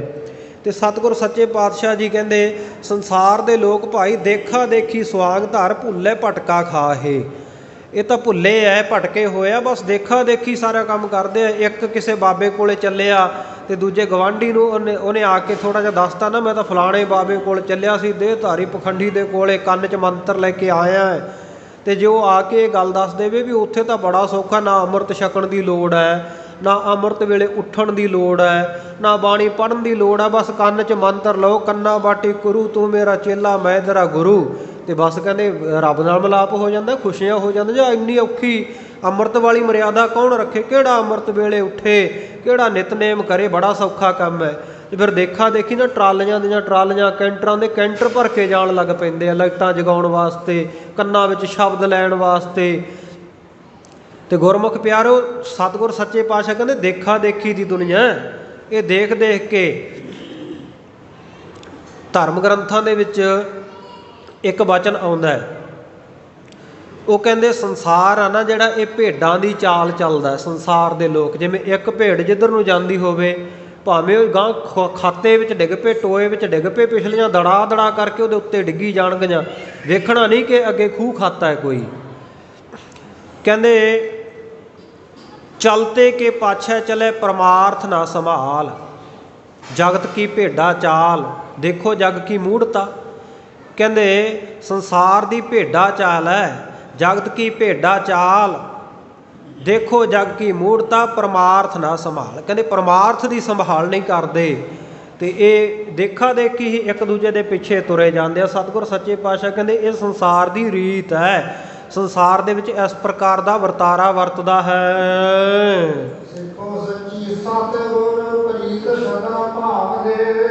ਸਤਿਗੁਰ ਸੱਚੇ ਪਾਤਸ਼ਾਹ ਕਹਿੰਦੇ ਪਰ ਦੁਨੀਆ ਦੇ ਲੋਕ ਮਤਲਬ ਦੇ ਨਾਲ ਜੁੜੇ ਹੋਣਗੇ, ਪਰ ਮੇਰੇ ਸਿੱਖਾਂ ਦੇ ਮਨ ਵਿੱਚ ਸਤਿਗੁਰ ਪ੍ਰਤੀ ਜਿਹੜੀ ਪ੍ਰੀਤੀ ਹੈ, ਪ੍ਰੇਮ ਹੈ, ਇਹ ਸੱਚਾ ਹੈ। ਗੁਰੂ ਵੀ ਸਿੱਖ ਨੂੰ ਸੱਚਾ ਪਿਆਰ ਕਰਦਾ ਹੈ ਤੇ ਸਿੱਖ ਵੀ ਗੁਰੂ ਨੂੰ ਸੱਚਾ ਪਿਆਰ ਕਰਦਾ ਹੈ। ਗੁਰੂ ਦੀ ਜੇ ਲੋੜ ਹੋਵੇ, ਗੁਰੂ ਵੀ ਅਜਿਹਾ ਹੋਵੇ ਜੈਸੇ ਦਸ਼ਮੇਸ਼ ਮਾਤਾ ਗੁਜਰੀ ਦੇ ਲਾਲ ਜੀ। ਵਾਰ ਪਰਿਵਾਰ ਚੌਹਾਂ ਬੱਚਿਆਂ ਕੁਹਾਏ ਦੇਵੇ, ਦੇਸ਼ ਕੌਮ ਉੱਤੋਂ ਕੁਰਬਾਨ ਵਾਲ ਵਾਲ ਜੀ। ਸਾਰੀ ਰਾਤ ਪਹਿਰਾ ਦੇਵੇ, ਆਪ ਚੌਕੀਦਾਰ ਹੋ ਕੇ ਬਲ ਦੀ ਅਗਨ ਚੋਂ ਲਵੇ ਸਿੱਖ ਨੂੰ ਨਿਕਾਲ ਜੀ। ਕਹਿੰਦੇ ਗੁਰੂ ਧਾਰਨ ਕਰਨਾ ਨਾ, ਤੇ ਗੁਰੂ ਐਸਾ ਹੋਵੇ ਜਿਹੜਾ ਸਿੱਖ ਨੂੰ ਪ੍ਰੇਮ ਕਰਦਾ ਹੋਵੇ। ਇਹ ਨਾ ਹੋਵੇ ਕਿ ਤੁਸੀਂ ਜਾ ਕੇ ਉਹਦੇ ਚੇਲੇ ਬਣੀ ਜਾਓ ਤੇ ਉਹਦੀ ਅੱਖ ਜਿਹੜੀ ਤੁਹਾਡੀ ਜੇਬ 'ਤੇ ਹੋਵੇ, ਮੈਨੂੰ ਲੁੱਟਣਾ ਕਿਵੇਂ ਹੈ, ਮੈਂ ਇਹਦੇ ਪੈਸੇ ਕਿਵੇਂ ਕਢਾਉਣੇ ਹੈ, ਮੈਂ ਇਹਨਾਂ ਦਾ ਸਰੀਰਕ ਸ਼ੋਸ਼ਣ ਕਿਵੇਂ ਕਰਨਾ। ਕਿਉਂਕਿ ਬਹੁਤ ਇੱਦਾਂ ਦੇ ਵਰਤਾਰੇ ਗੁਰਮੁਖ ਪਿਆਰਿਓ ਕਹਿਣ ਦੀ ਲੋੜ ਨਹੀਂ, ਆਪਾਂ ਦੁਨੀਆ ਵਿੱਚ ਆਮ ਹੀ ਵਰਤਦੇ ਵੇਖਦੇ ਹਾਂ। ਵੱਡੇ ਵੱਡੇ ਨਾਂ ਰਖਾਉਣ ਵਾਲੇ ਗੁਰਮੀਤ, ਰਾਮ, ਰਹੀਮ ਸਿੰਘ, ਇਨਸਾ, ਤੇ ਗੁਰਮੁਖ ਪਿਆਰਿਓ ਕੀ ਹੋਇਆ, ਅੱਜ ਜੇਲ੍ਹਾਂ ਦੇ ਵਿੱਚ ਬੈਠੇ ਆ ਤੇ ਕਿੱਦਾਂ ਦੇ ਉਹਨਾਂ ਦੇ ਕੱਚੇ ਚਿੱਠੇ ਦੁਨੀਆ ਵਿੱਚ ਬਾਹਰ ਆਏ। ਉਹਨਾਂ ਨੇ ਲੋਕਾਂ ਦਾ ਜਿਹੜਾ ਸਰੀਰਕ ਸ਼ੋਸ਼ਣ ਕੀਤਾ, ਧਨ ਦਾ ਸ਼ੋਸ਼ਣ ਕੀਤਾ, ਕਤਲ ਕਰਵਾਏ, ਸਭ ਗੱਲਾਂ ਜਗ ਜ਼ਾਹਰ ਹੀ ਹੈ। ਪਰ ਸੱਚਾ ਸਤਿਗੁਰੂ ਹੈ ਜਿਹੜਾ, ਉਹ ਸਿੱਖ ਨੂੰ ਪ੍ਰੇਮ ਕਰਦਾ ਹੈ ਤੇ ਸਿੱਖ ਵੀ ਗੁਰੂ ਨੂੰ ਪ੍ਰੇਮ ਕਰਦਾ ਹੈ। ਭਾਈ ਜੋਗੇ ਦਾ ਇਤਿਹਾਸ ਤੁਸੀਂ ਸਾਰਿਆਂ ਨੇ ਸੁਣਿਆ ਹੋਣਾ ਨਾ।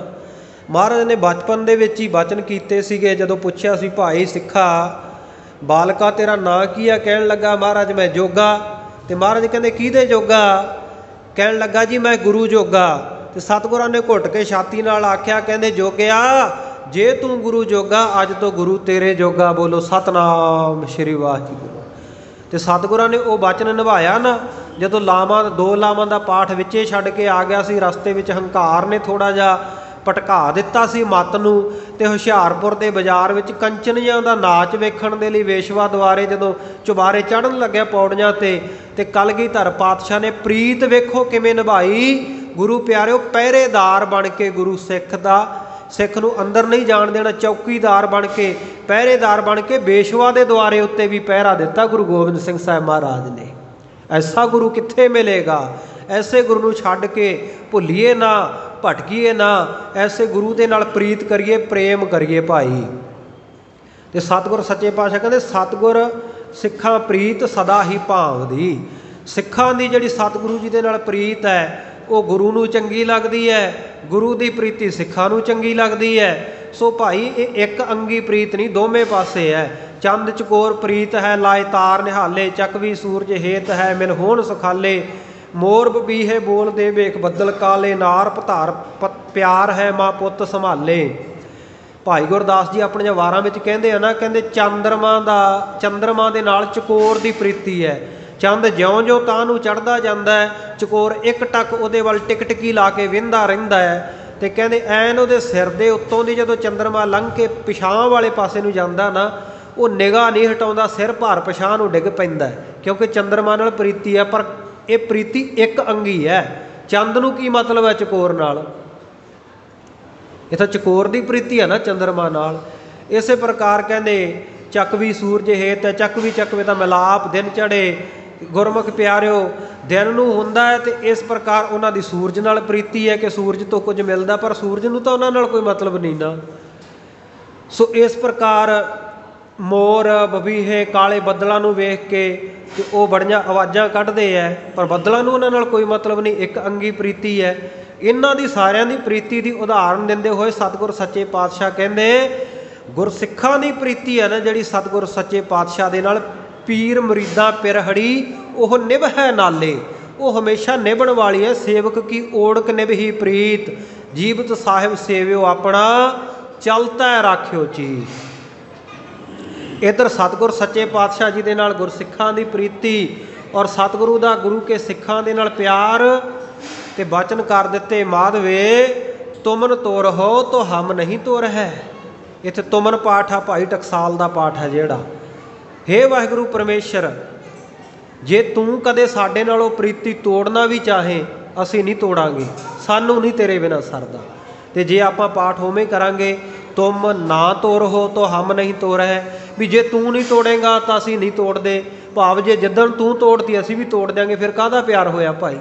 ਪਿਆਰ ਤਾਂ ਉਹ ਹੈ ਨਾ ਸਾਡਾ ਪਿਆਰਾ ਸਾਡੇ ਨਾਲੋਂ ਤੋੜ ਵੀ ਦੇਵੇ ਤੇ ਅਸੀਂ ਫਿਰ ਵੀ ਆਖੀਏ ਨਹੀਂ ਇਹ ਮਾੜਾ ਨਹੀਂ, ਇਹ ਚੰਗਾ ਹੀ ਹੈ, ਸਾਡਾ ਇਹਦੇ ਨਾਲ ਪ੍ਰੇਮ ਹੈ, ਸਾਡੇ ਵੱਲੋਂ ਤਾਂ ਕੋਈ ਘਾਟ ਨਹੀਂ। ਸੋ ਸਤਿਗੁਰ ਸੱਚੇ ਪਾਤਸ਼ਾਹ ਜੀ ਦੇ ਨਾਲ ਗੁਰੂ ਕੇ ਸਿੱਖ ਦਾ ਪ੍ਰੇਮ ਮਾਧਵੇ ਤੁਮਨ ਤੋਰ ਹੋ ਤਾਂ ਹਮ ਨਹੀਂ ਤੋਰ ਹੈ, ਸ਼ੁੱਧ ਪਾਠ ਜੋ ਟਕਸਾਲ ਦੇ ਵਿੱਚ ਸਿਖਾਇਆ ਜਾਂਦਾ ਹੈ। ਹੇ ਵਾਹਿਗੁਰੂ ਸੱਚੇ ਪਾਤਸ਼ਾਹ, ਤੂੰ ਤੋੜਨਾ ਵੀ ਚਾਹੇ ਤਾਂ ਮਹਾਰਾਜ ਸੱਚੇ ਪਾਤਸ਼ਾਹ ਅਸੀਂ ਨਹੀਂ ਤੋੜਾਂਗੇ, ਅਸੀਂ ਨਹੀਂ ਤੇਰਾ ਸਾਥ ਛੱਡ ਸਕਦੇ, ਅਸੀਂ ਨਹੀਂ ਤੇਰੇ ਤੋਂ ਪਾਸੇ ਹੋ ਸਕਦੇ, ਸਾਡਾ ਤੇਰੇ ਬਿਨਾਂ ਗੁਜ਼ਾਰਾ ਹੀ ਨਹੀਂ ਹੈ। ਸੋ ਸਤਿਗੁਰੂ ਜੀ ਕਹਿੰਦੇ ਗੁਰਸਿੱਖਾਂ ਦੀ ਜਿਹੜੀ ਸਤਿਗੁਰੂ ਦੇ ਨਾਲ ਪ੍ਰੀਤੀ ਹੈ ਨਾ, ਸਤਿਗੁਰੂ ਕਹਿੰਦੇ ਮੈਨੂੰ ਬਹੁਤ ਭਾਉਂਦੀ ਹੈ, ਮਨ ਨੂੰ ਚੰਗੀ ਲੱਗਦੀ ਹੈ।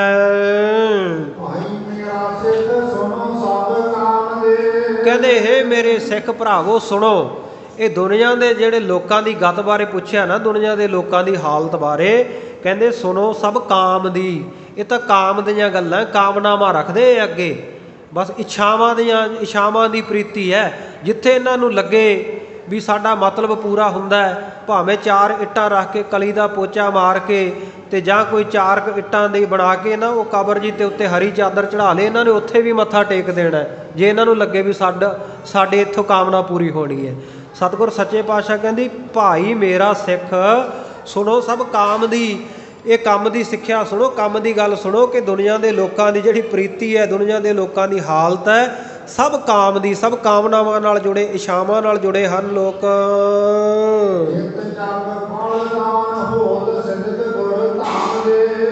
ਸਤਿਗੁਰ ਸੱਚੇ ਪਾਤਸ਼ਾਹ ਜੀ ਕਹਿੰਦੇ ਜੇ ਗੁਰੂ ਦੇ ਸਿੱਖ ਦਾ ਸਿਦਕ ਹੈ ਗੁਰਧਾਮਾਂ ਦੇ ਉੱਤੇ, ਗੁਰੂ ਘਰ ਦੇ ਉੱਤੇ, ਤੇ ਸਤਿਗੁਰ ਸੱਚੇ ਪਾਤਸ਼ਾਹ ਕਹਿੰਦੇ ਨਿੱਤ ਹੀ ਅਨੇਕਾਂ ਜੱਗਾਂ ਦੇ ਫਲ ਦਾ ਦਾਨ, ਫਲ ਦਾ ਮਹਾਤਮ ਗੁਰੂ ਕੇ ਸਿੱਖਾਂ ਨੂੰ ਪ੍ਰਾਪਤ ਹੁੰਦਾ ਹੈ। ਕਹਿੰਦੇ ਦੁਨੀਆ ਦੇ ਲੋਕ ਮਾਘ ਦੇ ਮਹੀਨੇ, ਕੱਤਕ ਦੇ ਮਹੀਨੇ, ਸਿਰਫ 2 ਮਹੀਨਿਆਂ ਵਿੱਚ ਅੰਮ੍ਰਿਤ ਵੇਲੇ ਕਿਸੇ ਵਿਸ਼ੇਸ਼ ਦਿਨ ਉੱਠ ਕੇ ਇਸ਼ਨਾਨ ਕਰਦੇ ਹੈ, ਪਰ ਸਤਿਗੁਰ ਸੱਚੇ ਪਾਤਸ਼ਾਹ ਨੇ ਸਾਨੂੰ ਕੀ ਹੁਕਮ ਦਿੱਤਾ ਭਾਈ, ਸਾਨੂੰ ਕੀ ਮਰਿਆਦਾ ਦਿੱਤੀ ਹੈ? ਸਤਿਗੁਰ ਸੱਚੇ ਪਾਤਸ਼ਾਹ ਕਹਿੰਦੇ ਗੁਰ ਸਤਿਗੁਰ ਕਾ ਜੋ ਸਿੱਖ ਅਖਾਏ ਸੋ ਭਲ ਕੇ ਉਠ ਹਰ ਨਾਮ ਧਿਆਵੈ, ਉਦਮ ਕਰੇ ਪਰ ਭਲ ਕੇ ਪ੍ਰਭਾਤੀ, ਇਸ਼ਨਾਨ ਕਰੇ ਅੰਮ੍ਰਿਤ ਸਰ ਨਹਾਵੈ।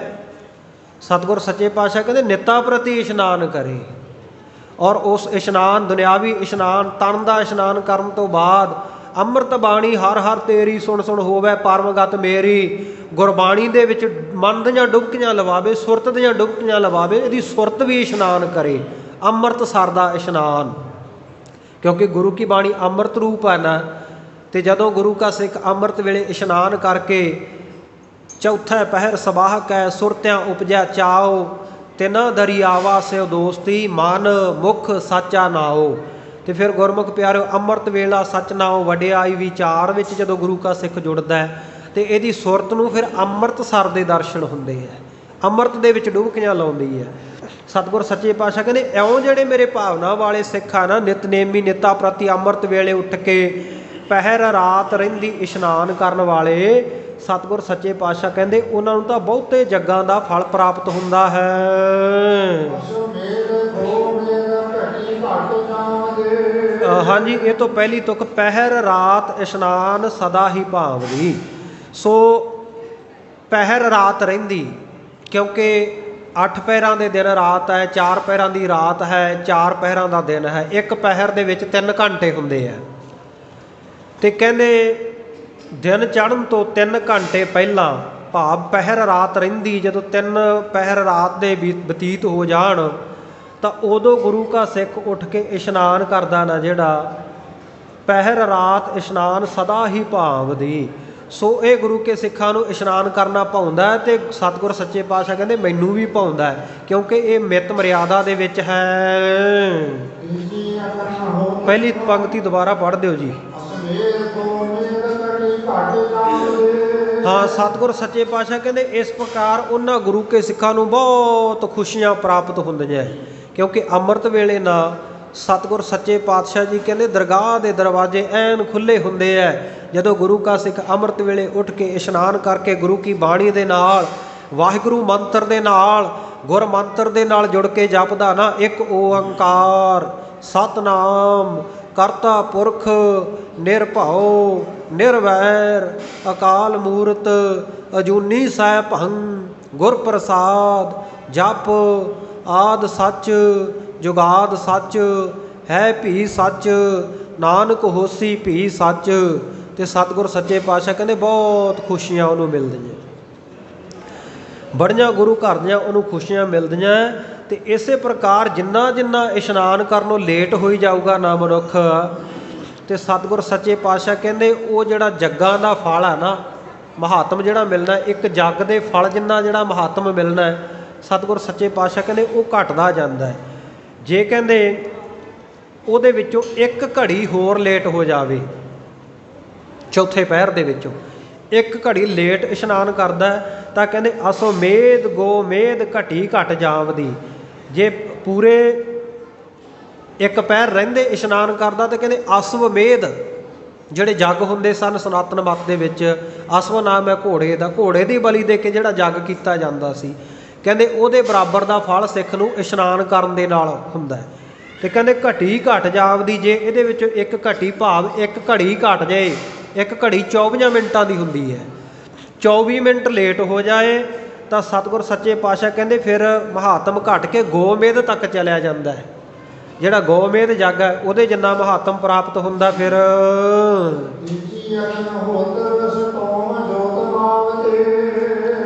कहंदे जे फिर ये 24 ਦੇ ਵਿੱਚ 24 ਮਿੰਟ ਹੋਰ घट जाण एक घड़ी होर लेट हो जाए तो फिर कहंदे जिहड़ा अग्नहोत्र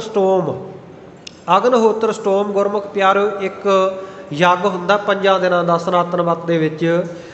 सो पुराणां दे विच ये लिखिया है कि जिहड़ा अग्नहोत्र स्टोम यज्ञ करदे आ ना इहदे विच देवतिਆਂ ਨੂੰ प्रसन्न करन दे लई ते पूजा करन वाले ब्राह्मणां ਨੂੰ सोम रस दिता जांदा एक नशीला पदार्थ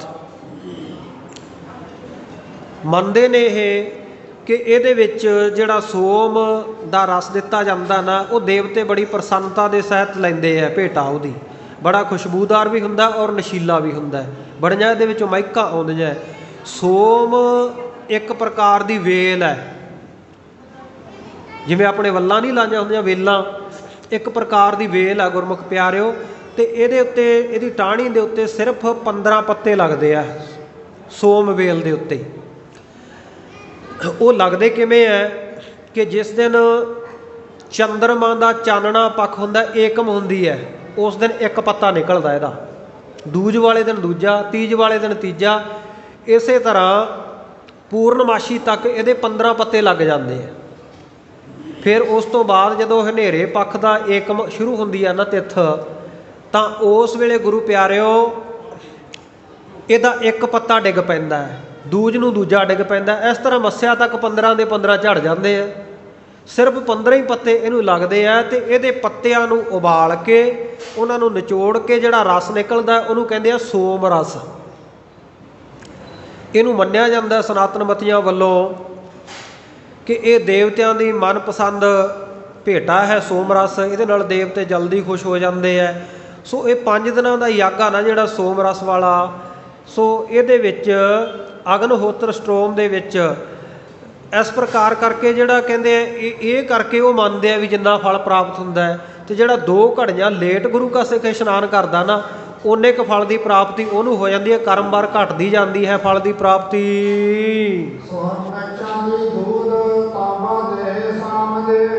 ਤੇ ਸਤਿਗੁਰ ਸੱਚੇ ਪਾਤਸ਼ਾਹ ਕਹਿੰਦੇ ਜਿਹੜਾ ਉਹ ਤੋਂ ਲੇਟ ਹੋ ਜਾਂਦਾ ਹੈ ਉਹਨੂੰ ਜਿਵੇਂ ਸਵਾ ਮਣ ਸੋਨਾ ਦਾਨ ਕਰਨ ਜਿੰਨਾ ਪੁੰਨ ਹੁੰਦਾ ਉਹਨਾਂ ਫਲ ਮਿਲਦਾ ਇਸ਼ਨਾਨ ਦਾ, ਉਹ ਤੋਂ ਇੱਕ ਘੜੀ ਲੇਟ ਹੋ ਗਿਆ ਤਾਂ ਚਾਂਦੀ ਦਾਨ ਕਰਨ ਜਿੰਨਾ, ਤੇ ਉਹ ਤੋਂ ਘੱਟ ਜਿਹੜਾ ਹੋਰ ਲੇਟ ਹੁੰਦਾ ਹੈ ਤੇ ਉਹਨੂੰ ਤਾਂਬਾ ਦਾਨ ਕਰਨ ਜਿੰਨਾ ਫਲ ਪ੍ਰਾਪਤ ਹੁੰਦਾ ਹੈ।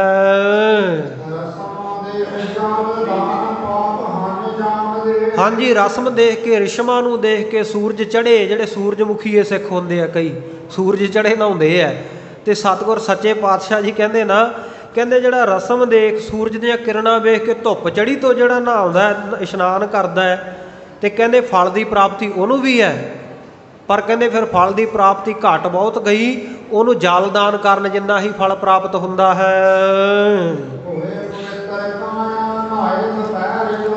ਤੇ ਕਹਿੰਦੇ ਜਿਹੜਾ ਦੁਪਹਿਰੇ ਨਹਾਉਂਦਾ ਨਾ ਪੂਰੀ ਧੁੱਪ ਚੜ੍ਹੀ ਤੋਂ ਐ ਜਿਹੜਾ ਬੈੱਡ ਟੀ ਲੈ ਕੇ ਉੱਠਦਾ ਹੈ, ਤੇ ਫਿਰ ਉਹ ਸਤਿਗੁਰ ਸੱਚੇ ਪਾਤਸ਼ਾਹ ਜੀ ਕਹਿੰਦੇ ਉਹ ਜਦੋਂ ਦੁਪਹਿਰ ਨੂੰ ਇਸ਼ਨਾਨ ਕਰਦਾ ਹੈ, ਕਹਿੰਦੇ ਉਹਦੇ ਇਸ਼ਨਾਨ ਕੀਤੇ ਦਾ ਫਲ ਕੋਈ ਪ੍ਰਾਪਤ ਨਹੀਂ, ਫਿਰ ਤਾਂ ਉਹ ਤਾਨੀਤ ਹੁੰਦਾ ਕੱਲੀ ਕਾਇਆ ਨੂੰ ਪਵਿੱਤਰ ਕਰਦਾ, ਕੱਲੇ ਸਰੀਰ ਦੀ ਸਵੱਛਤਾ ਵਾਸਤੇ ਇਸ਼ਨਾਨ ਕਰਦਾ, ਉਹਨੂੰ ਕਿਸੇ ਪ੍ਰਕਾਰ ਦਾ ਫਲ ਪ੍ਰਾਪਤ ਨਹੀਂ ਹੁੰਦਾ।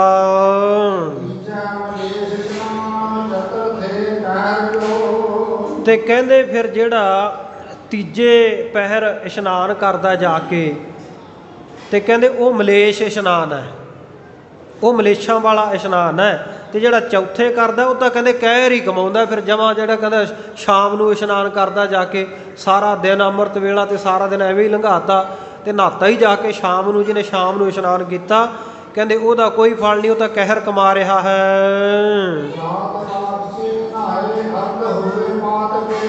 ਤੇ ਜਿਹੜਾ ਕਹਿੰਦੇ ਸਾਰਾ ਦਿਨ ਰਾਤ ਲੰਘਾ ਕੇ ਤੇ ਰਾਤ ਨੂੰ ਜਾ ਕੇ ਨਹਾਉਂਦਾ ਹੈ, ਕੰਮਾਂ ਕਾਰਾਂ ਤੋਂ ਵਿਹਲਾ ਹੋ ਕੇ ਵੀ ਹੁਣ ਰਾਤ ਨੂੰ ਇਸ਼ਨਾਨ ਕਰ ਲਈਏ, ਵੀ ਹੁਣ ਸੌਣਾ ਹੈ, ਸਾਰੇ ਦਿਨ ਦੀ ਥਕਾਵਟ ਲਾ ਲਈਏ, ਤਾਂ ਸਤਿਗੁਰ ਸੱਚੇ ਪਾਤਸ਼ਾਹ ਕਹਿੰਦੇ ਰਾਤ ਨੂੰ ਇਸ਼ਨਾਨ ਕਰਨ ਵਾਲੇ ਦਾ ਰਾਖਸ਼ੀ ਇਸ਼ਨਾਨ ਹੈ। ਰਾਖਸ਼ ਰਾਤ ਨੂੰ ਨਹਾਉਂਦੇ ਆ, ਕਹਿੰਦੇ ਉਹਦਾ ਰਾਖਸ਼ੀ ਇਸ਼ਨਾਨ ਹੈ।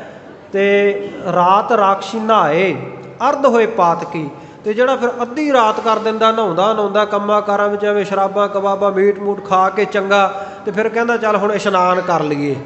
ਤੇ ਗੁਰਮੁਖ ਪਿਆਰਿਓ, ਸਤਿਗੁਰ ਸੱਚੇ ਪਾਤਸ਼ਾਹ ਕਹਿੰਦੇ ਅਰਧ ਹੋਏ ਪਾਤਕੀ, ਅੱਧੀ ਰਾਤ ਨੂੰ ਜਿਹੜਾ ਨਹਾਉਂਦਾ, ਕਹਿੰਦੇ ਉਹ ਤਾਂ ਇੱਕ ਨੰਬਰ ਦਾ ਪਾਤਕੀ ਪਾਪੀ ਹੈ।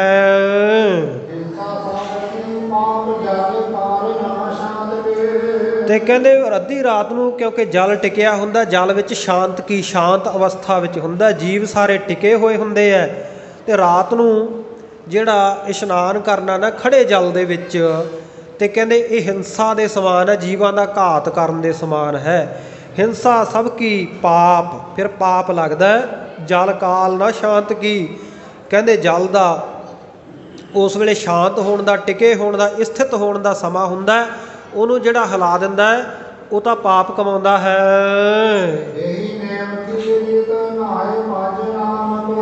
ਸਤਿਗੁਰ ਸੱਚੇ ਪਾਤਸ਼ਾਹ ਕਹਿੰਦੇ ਇਹੀ ਨੇਮ ਦੀ ਰੀਤੀ ਹੈ, ਜਿਹੜੀ ਪਹਿਲਾਂ ਦੱਸ ਦਿੱਤੀ ਕਿ ਗੁਰ ਸਤਿਗੁਰ ਕਾਜੋ ਸਿੱਖ ਅਖਾਏ, ਸੋ ਭਲ ਕੇ ਉੱਠ ਹਰ ਨਾਮ ਧਿਆਵੈ, ਉਦਮ ਕਰੇ ਭਲ ਕੇ ਪ੍ਰਭਾਤੀ, ਇਸ਼ਨਾਨ ਕਰੇ ਅੰਮ੍ਰਿਤ ਸਰ ਨਹਾਵੈ। ਇਹ ਗੁਰਸਿੱਖੀ ਦੀ ਮਰਿਆਦਾ ਹੈ। ਸੋ ਇਹ ਤੋਂ ਪਰੇ ਜਿਹੜੇ ਹੈ, ਕਿਉਂਕਿ ਬੜੇ ਲੋਕਾਂ ਨੇ ਆਪੋ ਆਪਣੀਆਂ ਕਹਾਵਤਾਂ ਵੀ ਘੜੀਆਂ ਹੁੰਦੀਆਂ, ਕਈ ਕਹਿੰਦੇ ਹੁਣ ਆਪਾਂ ਕਹਾਵਤ ਆਮ ਹੀ ਸੁਣਦੇ ਹਾਂ ਨਾ, ਵੀ ਨਿੱਤ ਨਹਾਉਣ ਦਲਿੱਦਰੀ, ਉਹ ਇਸ ਤਰ੍ਹਾਂ ਦੀ ਕਹਾਵਤ ਜੀ ਇੱਕ ਕਹਿੰਦੇ ਹੁੰਦੇ ਨੇ। ਤੇ ਸੋ ਗੁਰਮੁਖ ਪਿਆਰਿਓ, ਜਾਂ ਕਈ ਕਹਿਣਗੇ ਵੀ ਸਵੇਰੇ ਉੱਠ ਕੇ ਜੀ ਇਸ਼ਨਾਨ ਨਹੀਂ ਕੀਤਾ ਜਾਂਦਾ, ਚਾਹ ਬਿਨਾਂ ਅੱਖਾਂ ਨਹੀਂ ਖੁੱਲ੍ਹਦੀਆਂ, ਤੇ ਬਹਾਨਾ ਕੀ ਬਣਾਉਣਗੇ, ਤੇ ਨਾਲ ਆਪਣੇ ਆਪ ਨੂੰ ਸ਼ੇਰ ਕਹਾਉਣਗੇ, ਕਹਿਣਗੇ ਜੀ ਸ਼ੇਰਾਂ ਦੇ ਮੂੰਹ ਕਿਨੇ ਧੋਤੇ ਹੈ, ਵੀ ਦੱਸ ਵੀ ਚੰਗਾ ਸ਼ੇਰ ਆ ਜਿਹੜਾ ਰਜਾਈ ਦੇ ਵਿੱਚ ਬੈਠਾ ਚਾਹ ਮੰਗਦਾ ਹੈ। ਤੇ ਸਤਿਗੁਰ ਸੱਚੇ ਪਾਤਸ਼ਾਹ ਕਹਿੰਦੇ ਨਹੀਂ ਭਾਈ, ਗੁਰਮਤਿ ਦੀ ਮਰਿਆਦਾ ਹੈ ਕਿ ਅੰਮ੍ਰਿਤ ਵੇਲੇ ਇਸ਼ਨਾਨ ਕਰਕੇ ਗੁਰੂ ਕੇ ਸਿੱਖ ਨੇ ਨਿਤਨੇਮ ਗੁਰੂ ਕੀ ਬਾਣੀ ਨਾਲ ਜੁੜਨਾ। ਸਤਿਗੁਰ ਕਹਿੰਦੇ ਇਹੀ ਨੇਮ ਕੀ ਰੀਤ, ਇਹੀ ਨਿਤਨੇਮ ਦੀ ਰੀਤੀ ਹੈ, ਮਰਿਆਦਾ ਹੈ। ਨਾਮ ਭਜ ਨਾਏ ਭਜ ਨਾਮ, ਤੇ ਇਸ਼ਨਾਨ ਪਾਨ ਕਰਕੇ ਗੁਰੂ ਕਾ ਨਾਮ ਜਪੇ ਗੁਰੂ ਕਾ ਸਿੱਖ।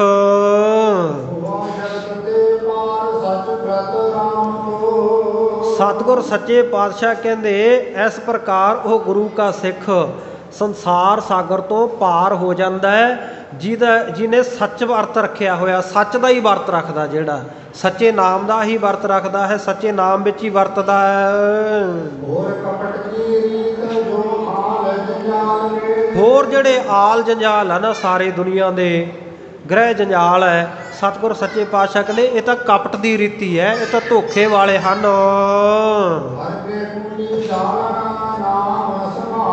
ਹੁਣ ਪਖੰਡਵਾਦ ਦੇ ਉੱਤੇ ਚੋਟ ਕਰਦੇ ਆ ਸਤਿਗੁਰ ਸੱਚੇ ਪਾਤਸ਼ਾਹ। ਕਈ ਕਹਿੰਦੇ ਨਾ ਇਸ ਪ੍ਰਕਾਰ ਕਰਕੇ ਕਹਿੰਦੇ ਅਰਗ ਦਿੰਦੇ ਆ, ਸੂਰਜ ਨੂੰ ਪਾਣੀ ਦਿੰਦੇ ਆ। ਉਹ ਗੰਗਾ ਦੇ ਵਿੱਚ ਜਲ ਦੇ ਵਿੱਚ ਵੜੇ ਆ ਤੇ ਇਸ਼ਨਾਨ ਕਰਦੇ, ਕਹਿੰਦੇ ਉਹ ਨਦੀ ਦੇ ਵਿੱਚ ਵੜ ਕੇ ਤੇ ਉਹ ਸੂਰਜ ਨੂੰ ਪਾਣੀ ਵੀ ਦਿੰਦੇ ਆ, ਜਲ ਵੀ ਚੜਾਉਂਦੇ ਆ, ਅਰਗ ਵੀ ਦਿੰਦੇ ਆ, ਉਹਨੂੰ ਅਰਗ ਦੇਣਾ ਕਹਿੰਦੇ ਆ। ਤੇ ਨਾਲ ਹੀ ਕਹਿੰਦੇ ਕੁੰਡੀ ਜਾਲਣ ਨਾਮ ਸੰਭਾਲ ਕੀ, ਕਹਿੰਦੇ ਇੱਕ ਪਾਸੇ ਤਾਂ ਇਸ਼ਨਾਨ ਕਰੀ ਜਾਣਗੇ, ਸੂਰਜ ਨੂੰ ਦੇਵਤੇ ਨੂੰ ਪਾਣੀ ਵੀ ਚੜਾਈ ਜਾਣਗੇ, ਤੇ ਨਾਲ ਹੀ ਕਹਿੰਦੇ ਕੁੰਡੀ ਦੇ ਉੱਤੇ ਆਟਾ ਲਾ ਕੇ ਵਿੱਚ ਸਿੱਟ ਦਿੰਦੇ ਆ ਵੀ ਇੱਕ ਅੱਧੀ ਮੱਛੀ ਵੀ ਫਸ ਜੇ। ਤੇ ਸਤਿਗੁਰ ਸੱਚੇ ਪਾਤਸ਼ਾਹ ਕਹਿੰਦੇ ਉਹ ਮੱਛੀਆਂ ਫੜ ਰਹੇ ਹੈ, ਮੱਛੀਆਂ ਫੜ ਫੜ ਕੇ ਜਦੋਂ ਕੁੰਡੀ ਜੀ ਉਹ ਮੱਛੀ ਨਿਗਲ ਲੈਂਦੀ ਹੈ, ਉਹਦੇ ਗਲ 'ਚ ਫਸ ਜਾਂਦੀ ਹੈ ਤੇ ਕੱਢ ਕੇ ਆਪਣੇ ਆਸਣ ਥੱਲੇ ਧਰ ਲੈਂਦੇ ਆ, ਫਿਰ ਇਸ਼ਨਾਨ ਕਰਨ ਵੜ ਜਾਂਦੇ ਆ। ਤੇ ਸਤਿਗੁਰ ਸੱਚੇ ਪਾਤਸ਼ਾਹ ਕਹਿੰਦੇ ਅਰਗੇ ਕੁੰਡੀ ਜਾਲਣ ਨਾਮ ਸੰਭਾਲ ਕੀ, ਕਹਿੰਦੇ ਕਾਹਦੀ ਨਾਮ ਦੀ ਸੰਭਾਲ ਕਰਦੇ ਆ, ਕਾਹਦਾ ਨਾਮ ਜਪਦੇ ਆ, ਉਹ ਤਾਂ ਪਖੰਡ ਹੀ ਕਰਦੇ ਆ।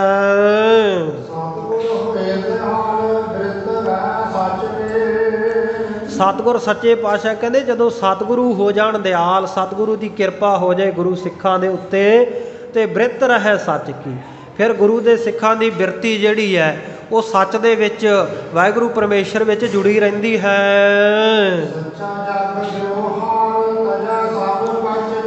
ਇਉਂ ਵਾਹਿਗੁਰੂ ਦੇ ਨਾਮ ਦੇ ਵਿੱਚ ਜੁੜ ਕੇ ਸੰਸਾਰ ਦੇ ਉੱਤੇ ਜਗਤ ਦੇ ਉੱਤੇ ਸੱਚਾ ਵਿਹਾਰ ਕਰਕੇ ਜਾਈਏ। ਜਾ ਕੋ ਆਏ ਸੋਈ ਬਿਹਾਜਹੁ ਹਰ ਗੁਰ ਤੇ ਮਨਹਿ ਬਸੇਰਾ, ਨਿਜ ਘਰ ਮਹਿਲ ਪਾਵਹੁ ਸੁਖ ਸਹਜੇ ਬਾਹਰ ਨਾ ਹੋਏ ਗੋ ਫੇਰਾ। ਸੰਸਾਰ ਦੇ ਉੱਤੇ ਸੱਚਾ ਵਣਜ ਕਰੀਏ, ਸੱਚਾ ਨਾਮ ਜਪੀਏ, ਸੱਚਾ ਵਿਹਾਰ ਕਰੀਏ। ਜਿਸ ਕਾਰ ਵਿਹਾਰ ਨੂੰ ਕਰਨ ਵਾਸਤੇ ਆਏ ਆ ਤੇ ਤਜੈ ਸਭ ਕੱਚ ਕੀ, ਬਾਕੀ ਸਾਰੀਆਂ ਚੀਜ਼ਾਂ ਨੂੰ ਕੱਚ ਮਾਤਰ ਟੁੱਟਣ ਯੋਗ ਦ੍ਰਿਸ਼ਟਮਾਨ ਹੈ ਸਗਲ ਮਥੀਨਾ, ਨਾਸ਼ਵੰਤ ਜਾਣ ਕੇ ਤਿਆਗ ਦੇਵੇ ਗੁਰੂ ਕਾ ਸਿੱਖ।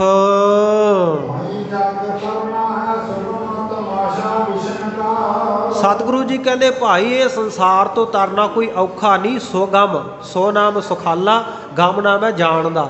ਕਹਿੰਦੇ ਸੰਸਾਰ ਦੇ ਉੱਤੋਂ ਪਾਰ ਹੋ ਜਾਣਾ ਇਹ ਕੋਈ ਬਹੁਤਾ ਔਖਾ ਕਾਰਜ ਨਹੀਂ ਹੈ, ਜੇਕਰ ਗੁਰੂ ਕਾ ਸਿੱਖ ਸਮਝ ਲਏ ਕਿ ਤਮਾਸ਼ਾ ਵਿਸ਼ਨ ਕਾ, ਮੈਂ ਹੋ ਪਰਮ ਪੁਰਖ ਕੋ ਦਾਸਾ, ਦੇਖਣ ਆਇਓ ਜਗਤ ਤਮਾਸ਼ਾ। ਕਿ ਇਹ ਤਾਂ ਵਾਹਿਗੁਰੂ ਪਰਮੇਸ਼ਰ ਦਾ ਇਹ ਤਮਾਸ਼ਾ ਰਚਿਆ ਹੋਇਆ ਹੈ। ਜਦੋਂ ਇਹ ਜਾਣ ਲਵੇ ਗੁਰੂ ਕਾ ਸਿੱਖ ਤੇ ਸੰਸਾਰ ਸਮੁੰਦਰ ਤੋਂ ਸਹਿਜੇ ਹੀ ਪਾਰ ਹੋ ਜਾਂਦਾ। ਕੋਈ ਤਰਨਾ ਔਖਾ ਨਹੀਂ, ਬੜਾ ਸੌਖਾ ਸੁਖਾਲਾ ਹੈ। ਸਤਿਗੁਰੂ ਜੀ ਕਹਿੰਦੇ ਗੁਰੂ ਕੇ ਸਿੱਖ ਦਾ ਹਮੇਸ਼ਾ ਚੰਗੇ ਕਰਮਾਂ ਦੇ ਵਿੱਚ ਸ਼ੁਭ ਕਰਮਨ ਤੇ ਕਬਹੂ ਨਾ ਟਰੋਂ ਦੀ ਅਰਦਾਸ ਕਰੇ।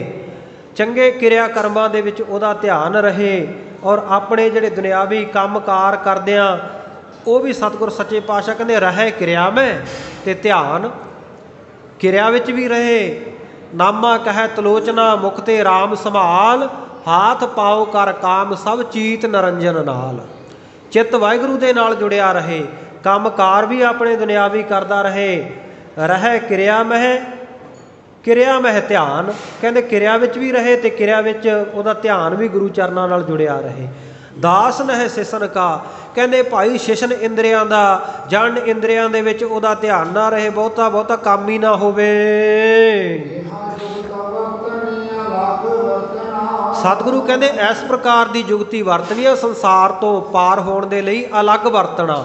ਜਿਵੇਂ ਦੁਨੀਆ ਦੇ ਲੋਕ ਚੱਲਦੇ ਆ ਨਾ, ਚਲਤੇ ਕੇ ਪਾਛੈ ਚਲੇ ਪਰਮਾਰਥ ਨਾ ਸੰਭਾਲ, ਦੇਖੋ ਜਗ ਕੀ ਮੂੜਤਾ, ਉਹ ਭੇਡਾਂ ਚਾਲ ਵਿੱਚ ਨਹੀਂ ਚੱਲਣਾ, ਸਗੋਂ ਗੁਰੂ ਦੀ ਦੱਸੀ ਹੋਈ ਮਰਿਆਦਾ ਗੁਰਸਿੱਖ ਮੀਤ ਚੱਲੋ ਗੁਰ ਚਾਲੀ, ਇਸ ਪ੍ਰਕਾਰ ਚੱਲਣਾ ਗੁਰੂ ਕੇ ਸਿੱਖ ਨੇ। ਭਗਤਾ ਕੀ ਚਾਲ ਨਿਰਾਲੀ, ਚਾਲਾ ਨਿਰਾਲੀ ਭਗਤਾ ਹਕੇਰੀ, ਵੇਖਮ ਮਾਰਗ ਚੱਲਣਾ।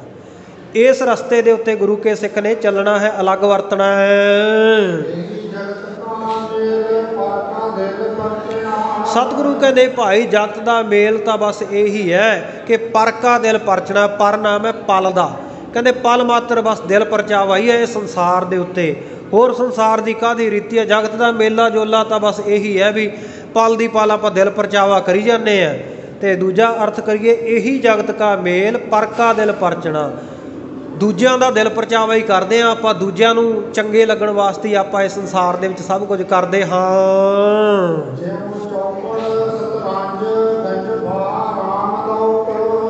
सतगुर सच्चे पातशाह कहते ये संसार ना एक खेड की तरह, एक गेम की तरह है। जिमें चौपड़ खेडते है वो डालने सुट के तो वह बाजियां लाते हैं, कहते इवें संसार में असी बाजी लाई जाने हैं। तो जिमें शतरंज की खेड खेडी जाती है तो इस प्रकार कहते गंजफा ये भी एक खेड है। गुरमुख प्यारिओ ताश की 96 पत्तियां की ये खेड हुंदी है। 8-8 रंगां दे पत्ते होंदे, 12-12 पत्ते लैके 12-8 96 ये खेड खेडी जाती है। सो इस प्रकार राम दौक सतगुर सच्चे पातशाह कहते जिहड़े 12 टहनी खेडते हैं, 12 डीटी जिन्होंने आप कहने हैं, इस प्रकार ये खेडों के नाम लैके सतगुर सच्चे पातशाह कहते संसार भी इन्हां खेडों की तरह ही है।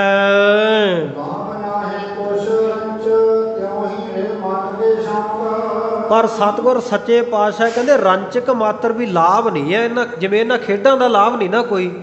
ये संसार दे विच परच के मन परचावा करते रहना, करतूत पशु की मानस जात, लोक पचारा करे दिन रात। लोक पचारा करते रहना।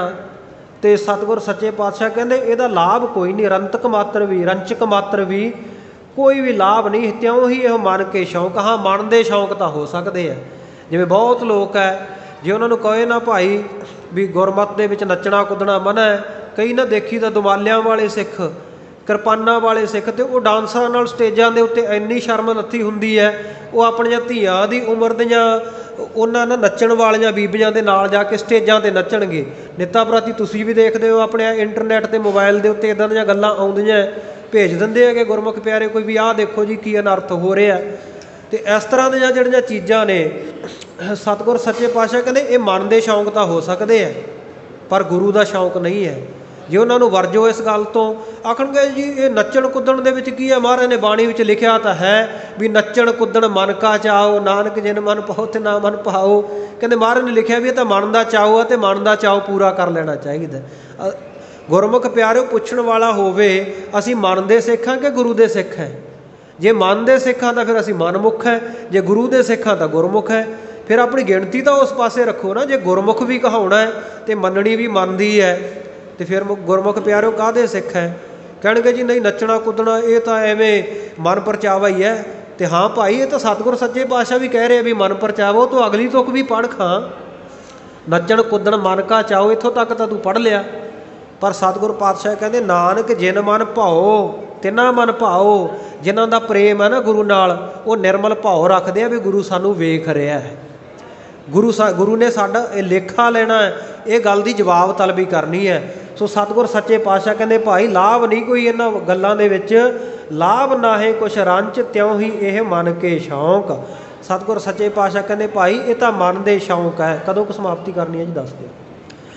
सो सतगुर सच्चे पातशाह कहते ये मन के शौक है, जगत के तमाशे विच दिल परचावा कर रहे हैं आपां, इन्हां दा लाभ नहीं कोई। इशनान का वड्डा महात्म जो सतगुरां ने दस्सिया है। सो सतगुर सच्चे पातशाह के बचनों नूं मनदे होए आपां अमृत वेला संभालीए, अमृत वेले गुरबाणी का जाप करिए, नितनेम करिए, इस प्रकार वाहिगुरू मंत्र का सिमरन करिए, मूल मंत्र का जाप करिए। ਜਿਹੜੇ नितनेम करते हैं ना भाई, कई बार मन च भुलेखा होंदा भी असीं तां नितनेम कर लैंदे आ, सानू जाप की लोड़ नहीं। वो सतगुरां ने उन्होंने छूट दी है नितनेम तो, ਜਿਹੜੇ पढ़ नहीं सकते। पर पढ़न वास्ते सारिਆਂ ਨੂੰ किहा भी जे नहीं पढ़ना आउंदा तां सिखो भाई, गुरमुखी तो जरूर सीखनी है, क्योंकि गुरमुखी भाषा दे विच तां गुरु ग्रंथ साहिब महाराज सच्चे पातशाह की बाणी है। सहजे सहजे वो भी सीखण दा यतन करन। पर ਜਿਹੜੇ अनपढ़ है बिल्कुल नहीं पढ़ सकते, उन्होंने वास्ते है भी वो वाहिगुरू वाहिगुरू मंत्र का जाप करते रहन ते मूल मंत्र का जाप करन। पर ਜਿਹੜੇ पढ़ सकते हैं वो नाल ये भी करन, मूल मंत्र का जाप भी करन ते गुरमंत्र का जाप भी करन। सो गरीब नवाज सच्चे पातशाह किरपा करन, अपने दर घर की प्रीति, अमृत वेला, अमृत वेले का इशनान, नितनेम, बाणी की दात साडे सबनां दी झोली दे विच पाउण। गरीब नवाज सच्चे पातशाह की किरपा होवे। कथा विचार दौरान होइयां बेअंत भुलां दी आप सरबत संगतां ने खिमा बख्शिश करनी। गरीब नवाज सच्चे पातशाह किरपा करन। पढ़िया सुनिया तुहाडे मेरे सारिਆਂ दे मन दे विच वसे। तो आओ समाप्ति दियां दो तुकां पढ़ के समाप्ति में शामिल होइए। अगली जिहड़ी कथा विचार है कल दे दीवान विच अगे लड़ी जोड़ांगे जी।